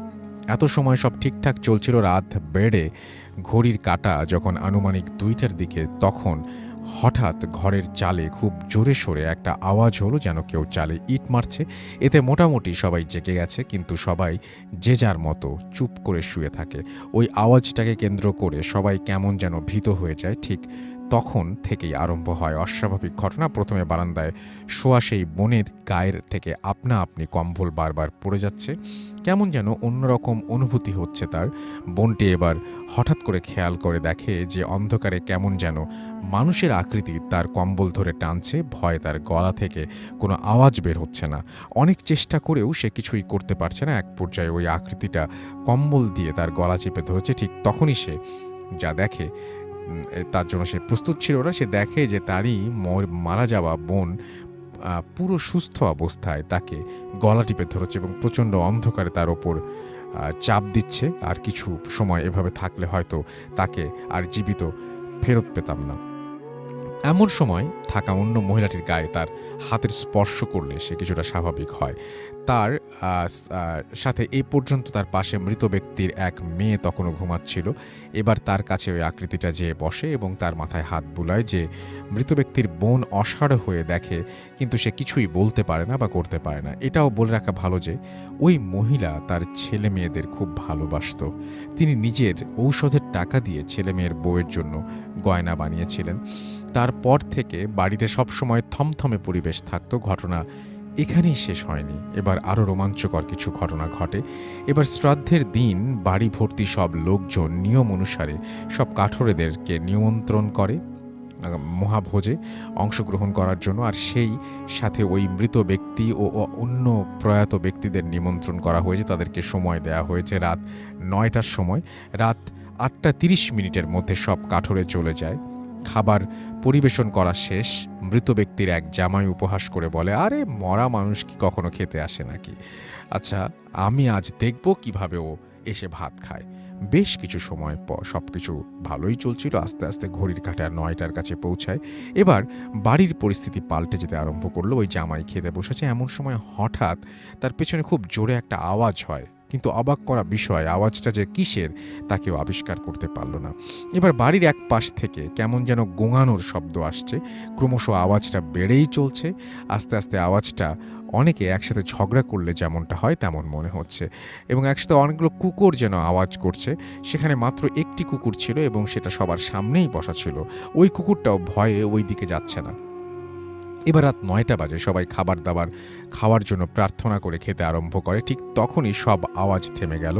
এবার যা আরম্ভ হলো, ওই পাশ থেকে সেখানে নিমন্ত্রণ করা হয়েছে সেখান থেকে কিছু অস্বাভাবিক শব্দ শোনা যাচ্ছে। অনেকটা মাংসের হাড় চিবানোর শব্দ, কটর মটর। সবাই এই শব্দ শুনতে পারছিল। তখন মৃত ব্যক্তির স্বামী ভাবে যে আসলে এটা কিসের আওয়াজ, সত্যিই কি সে এসে খাবে, তো তিনি ওই পাশে আস্তে আস্তে করে দূর থেকে তাকায়, তাকানোর পর সে যে দেখে আমাদের সবাইকে হতবাক করে দেয়। সে তার মৃত স্ত্রীকে দেখতে পায় এবং সে সেখানে খেতে বসেছে। সেখানে মৃত ব্যক্তিকে নিমন্ত্রণ করা হয়েছিল সেখানে, এবং এটা তিনি শুধু দেখেননি, বাড়ির অন্য লোকেরাও দেখে এবং বাড়িতে যত লোক ছিল তারা সবাই প্রচণ্ডভাবে ভয় পেয়ে যায়। এভাবে বিভিন্ন ভীতিকর পরিবেশের মধ্য দিয়ে কাটে সারা রাত। তারপর থেকে আর তেমন কিছু ঘটেনি। এখন পর্যন্ত সবই ঠিকঠাক আছে। মৃত ব্যক্তির আসার প্রমাণ পাওয়ার জন্য ওই জায়গায় পাতলা করে মাটির প্রলেপ দেওয়া হয়, যাতে কেউ আসলে তার পায়ের ছাপ পড়ে যাবে। পরের দিন সেখানে পায়ের ছাপ পাওয়া যায়, মানুষের মতো পরিপাটি হয়ে খাওয়া ও অনেক নমুনাও পাওয়া যায়। এবং আমি নিজে না থাকলে হয়তো কখনো বিশ্বাস করতাম না, এটা তাদের বাড়ির মধ্যে ঘটে যাওয়া ঘটনা। এবং অনেকে বিশ্বাস করতে পারেন এবং বিশ্বাস নাও করতে পারেন, কিন্তু আমি নিজে এই ঘটনার প্রমাণ। ভালো থাকবেন। কিছুদিন আগেও আবার একটা ঘটনা ঘটছে, সময় করে লিখে পাঠাবো। তো এই ঘটনাটাই তিনি লিখেছেন এবং থ্যাংক ইউ ভেরি মাচ আপনার ঘটনার জন্য। আপনাকে অনেক ধন্যবাদ এবং আশা করছি যে এই ঘটনাটি আপনাদের ভালো লেগেছে। আমাদের সঙ্গে আরেকজন অতিথি আছেন, আমি একটু পরিচয় নেই। ওনার ঘটনাটা আমি শুনিনি যদিও, তবে আপনার নামটা প্লিজ একটু বলবেন, কোথা থেকে আপনি এসেছেন? হ্যালো লিসেনার, আমি আসছি বরিশাল থেকে। আমার নাম লিমন। তো ভাইয়া, আমি একটু ক্লান্ত, যার কারণে মানে নার্ভাস আছি। যদি আমার ঠিক আছে, ভুল ত্রুটি হয়, আমরা তাহলে পরে আপনার ঘটনা শুনবো, কোনো সমস্যা নাই। ভাইয়া, বলি আমি। না, ঠিক আছে, অসুবিধা নাই। আমরা যেটা করব সেটা হচ্ছে যে আচ্ছা, আপনার ঘটনাটা আপনি ছোট্ট করে বলেন। আপনার মাইক্রোফোনটা ঠিক নাই, আপনি মাইক্রোফোনের কাছে এসে কথা বলতে হবে। এখন ঠিক আছে? জি। তো ভাইয়া, আমি ঘটনাটা আমার খুব কাছের একজন থেকে শুনেছি। ঘটনাটা রংপুরের অন্নদানগর রেলওয়ে স্টেশন থেকে কিছুটা দূরে রাজবাড়ি নামক একটা জায়গা ছিল। এটা অনেক আগের ঘটনা, প্রায় 100 বছর আগের। তো ওখানে রাজবাড়ি নামক একটা জায়গা ছিল। ওনারা ছিল গিয়ে 7 ভাই ও 1 বোন। 7 ভাই ও 1 বোন থাকাতে ওনার বাবা ঠিক করলো যে বোনকে বেশি সম্পত্তি দিবে। অসুস্থ ছিল, বুড়ো বয়সে, তো বোনকে বেশি সম্পত্তি দিবে। এইটা আসলে ওই 7 ভাই মানতে পারলো না। তারা চাচ্ছিল যে আরো তারা সমান ভাগ। এই ঘটনাটা আপনি কোথায় পেয়েছেন? আমার খুব কাছের, ওদের বাড়ি হচ্ছে রংপুরে। আমার খুব কাছের একজন লোক আমাকে বলেছে। আচ্ছা। তো এটা বলার পর, সরি ভাইয়া, তো এরকম করার পরে ওনারা একদিন ঠিক করলো কি ওই বোনকে মেরে ফেলবে। এই প্ল্যান করে 7 ভাই ওই বোনকে নিয়ে একটু বাড়ি থেকে একটু দূরে গেল। দূরে গিয়ে একটা কূপের মতো ছিল, ওখানে ফেলে দিয়ে মাটি চাপা দেওয়ার মতো, মাটি দিচ্ছিল গায়ের উপর, মাটি চাপা দিবে এই নিয়ত করে। তো তখন বোন বলতেছিল যে আমাকে এরকম মারিও না, আমার সম্পত্তি চাই না, তো আমাকে তোমরা জীবনটা ভিক্ষা দাও, এটা বলতেছিল। এটা বলার পরে ওরা বলছে না, সেটা সম্ভব না, তোমাকে আমরা মেরে ফেলবো। তো এরকম করার পরে ওরা একসময় মাটি চাপা দিতে যখন মুমূর্ষ অবস্থায় এসে যায়, তখন ওই বোনটি বলতেছিল, তোমরা আমাকে তো মেরে ফেললে, এখানে আমাকে সবাই মনে রাখবে, এখানে একটা গাছ হবে এবং গাছের সাথে একটা পাথর থাকবে, সবাই আমাকে সারা জীবন এটার জন্য মনে রাখবে। তো এক পর্যায়ে হয় কি ভাই, ওই রাজবাড়ির সবাই মারা যায়, রাজবাড়িটা পরিত্যক্ত হয়ে যায়। পরিত্যক্ত হয়ে যাওয়ার পর ঘটে আসল ঘটনা। যখন ওই রাজবাড়িটা পরিত্যক্ত হয়ে যায়, ওখানে কেউ যেতে পারতো না। ওখানে 7টা দিঘি ছিল, ওই 7 ভাইয়ের 7টা দিঘি ছিল, 7 দিঘির পার বলে ওটা, ওখানকার সবাই চিনে, খুব পপুলার একটা জায়গা, সবাই এখন চিনে। তো মারা যাওয়ার পরে ওখানে যদি লোকজন যেত ভাইয়া, এমন হয়েছে কারো মাথা মাটির মধ্যে পুঁতে ফেলছে, তো মারা গেছে, এরকম লাশ পাওয়া গেছে। পশু পাখি মারা গেছে, এরকম পাওয়া গেছে। তো এরপরে হয়েছে কি ভাইয়া, একদম পরিত্যক্ত অবস্থায় 1980 সালের দিকে বাড়িটা ভেঙে ফেলা হয়। ওখানে এখন আর তেমন বাড়িটারি নাই, ওই দিঘিগুলো ভরে আপনার করা হয়, ওখানে এখন জমি চাষ করা হয়। কিন্তু ভাই ওই যে গাছের কথা বলেছিল, ওই বোনটা মারা যাওয়ার পরে ওখানে একটা গাছ হয় এবং গাছের সাথে ছোট থাকা অবস্থায় গাছের একটা ছোট্ট পাথর হয়। এই গাছটা আস্তে আস্তে এখন বড় হচ্ছে। 2015 সালের দিকে ওরা দেখে আসছে, গাছটা অনেক বড় হয়েছে এবং পাথরটা বাড়তে বাড়তে প্রায় 4-4.5 ফুট হয়ে গেছে। এটা হওয়ার পরে ওই গাছটা এবং যদি পাথরটা যদি কেউ সরাতে যায় তাহলে তার ক্ষতি হয়, এরকম হয়েছে। গাছের পাতা ছিললে তার ক্ষতি হয়, কাটতে গেলে তার ক্ষতি হয়। একবার একটা ছেলে ওই পাথরটা নোংরা করছিল, তো ছেলেটা খুব অসুস্থ হয়ে পড়ে, ওর অনেক চিকিৎসা করা হয়, কয়েক মাস অসুস্থ ছিল, কবিরাজ ডাক্তার দেখায় এটাকে, পরে ছেলেটা সুস্থ হয়। এখনও গাছটা আছে ওখানে অ্যাভেলেবেল, যদি কেউ জানতে চায় ওখানে যেতে পারে। এই ছিল আমার ঘটনা ভাইয়া। Thank you so much. আমরা আজকে হাতে একদমই সময় নেই, আমরা ছোট্ট করে একটু দেখি যে আমাদের সঙ্গে আছেন MSH99, MD আরিফুর রহমান আমাদের সঙ্গে আছেন, রতন আমাদের সঙ্গে আছেন, আরও অনেকেই টুইটারে দেখতে পাচ্ছি আমাদের সঙ্গে আছেন, এতক্ষণ পর্যন্ত ছিলেন। থ্যাংক ইউ ভেরি মাচ আমাদের সঙ্গে থাকার জন্য। আমাদের সঙ্গে এছাড়াও রেডিও ফুর্তির যে পেজটা, সেই পেজেও দেখতে পাচ্ছি অনেকে আছেন, এবং আমাদের সঙ্গে এই মুহূর্তে আছেন দেখতে পাচ্ছি বিষাক্তহীন আল মামুন রাব্বি আমাদের সঙ্গে আছেন শরীয়তপুর থেকে, এমডি মাসুক চাঁপাইনবাবগঞ্জ থেকে আসেন, এস এম রনি আছেন আমাদের সঙ্গে, আল মামুন রাব্বি আমাদের সঙ্গে আছেন, তানহা তাবাসসুম রিয়া আমাদের সঙ্গে আছেন, এমডি রানা আমাদের সঙ্গে আছেন, এম মামুনুর রশিদ মামুন আমাদের সঙ্গে আছেন, আমাদের সঙ্গে আছেন মোহাম্মদ ইব্রাহিম নাইম আমাদের সঙ্গে আছেন, দেখতে পাচ্ছি কাচের পুতুল আমাদের সঙ্গে আছেন, শুভ সহ আরও অনেকে। থ্যাংক ইউ সো মাচ আমাদের সঙ্গে এতক্ষণ পর্যন্ত থাকার জন্য। আমাদের সঙ্গে এই মুহূর্তে ভূত এফএমের যে পেজটা, সেখানে আছেন মইনুর সাগর গোপালগঞ্জ থেকে, আমাদের সঙ্গে আছেন সালমান উদ্দিন, আমাদের সঙ্গে আছেন দেখতে পাচ্ছি আরও অনেকেই এই মুহূর্তে, এবং থ্যাংক ইউ ভেরি মাচ যারা এতক্ষণ পর্যন্ত আমাদের সঙ্গে ছিলেন। আমি আরও একবার বলি, আমাদের ইমেল অ্যাড্রেস হচ্ছে bhutfm@radiofurti.fm, which is bhwtfm@radiofurti.fm। আপনার নাম, ঠিকানা এবং ফোন নাম্বার সহ আপনার জীবনে ঘটে যাওয়া বা আপনার জানা সেরা ঘটনা লিখে পাঠিয়ে দিতে পারেন আমাদের কাছে। ঘটনার শুরুতে অবশ্যই উল্লেখ করুন যে ঘটনাটা আপনি স্টুডিওতে এসে শেয়ার করতে চান, নাকি আপনি চান আপনার ঘটনা আমরা পড়ে শোনাই। যারা দেশের বাইরে আছেন তারা সরাসরি অডিও ক্লিপ পাঠাতে পারেন বা লিখেও পাঠাতে পারেন আপনার ঘটনাটি। চমৎকার লেখেন অনেকে, এবং সেই ঘটনাগুলো আমি বেশি বেশি করে চাই, এবং স্টুডিওতেও প্রচুর আসেন, সেটাও আমরা চাই। এবং আমাদের দেখতে পাচ্ছি তনিমেশ রয় লিখেছেন, মংলা থেকে শুনছি এই মুহূর্তে প্রচণ্ড ঝড় হচ্ছে মংলাতে। আপনাদের সবার জন্যই আপনারা সবাই নিরাপদে থাকেন সেই প্রার্থনাই করি, এবং সুস্থ থাকেন সেই প্রার্থনাই করি। ইমন খান হৃদয় আমাদের সঙ্গে আছেন, তানভীর আহমেদ প্রান্ত আমাদের সঙ্গে আছেন, এমডি সবাদ হোসেন আমাদের সঙ্গে আছেন, নাজমুল ইসলাম আমাদের সঙ্গে আছেন ঝিনাইদহ থেকে, সিয়াম রামিস আমাদের সঙ্গে আছেন, মিশকাত আমাদের সঙ্গে আছেন, আমাদের সঙ্গে আছেন এবি হাসান রনি, আমাদের সাথে আছেন পান্থ প্রহিত সরকার, আমাদের সঙ্গে আছেন এমডি মিশুক, আমাদের সঙ্গে আছেন দেখতে পাচ্ছি রকিবুল ইমতিয়াজ, ইমন খান হৃদয় আমাদের সঙ্গে আছেন, রকিবুল ইমতিয়াজ আমাদের সঙ্গে আছেন, মইনুর সাগর আমাদের সঙ্গে আছেন, জিকো রয় আমাদের সঙ্গে আছেন, সাইম আমাদের সঙ্গে আছেন, আমাদের সঙ্গে আছেন রাকিব হাসান, হাসিবুল হাসান, জোবায়ের আহমেদ রোমিও আমাদের সঙ্গে আছেন, আমাদের সঙ্গে আরও অনেকেই আছেন। থ্যাংক ইউ ভেরি মাচ আমাদের সঙ্গে থাকার জন্য, এবং এতক্ষণ পর্যন্ত যারা শুনলেন আমাদেরকে, তাদেরকে অনেক অনেক ধন্যবাদ। কথা হবে আবারও আগামী শুক্রবার, এবং তখন রমজান মাস শুরু হচ্ছে আমাদের এখানে এবং সমস্ত পৃথিবীতেই। আপনাদের সবাইকে পবিত্র রমজানের অগ্রিম শুভেচ্ছা, এবং আপনাদেরকে আশা করছি যে আমরা আগামী শুক্রবারে আবারও পাবো, এবং চমৎকার কিছু ঘটনা নিয়ে, চমৎকার কিছু অতিথি নিয়ে আবারও ফিরে আসবো। সেই পর্যন্ত সবাই ভালো থাকুন, সুস্থ থাকুন, সুন্দর থাকুন, মোস্ট ইম্পর্টেন্টলি ফুর্তিতে থাকুন। টাটা। Radio Furti 88 FM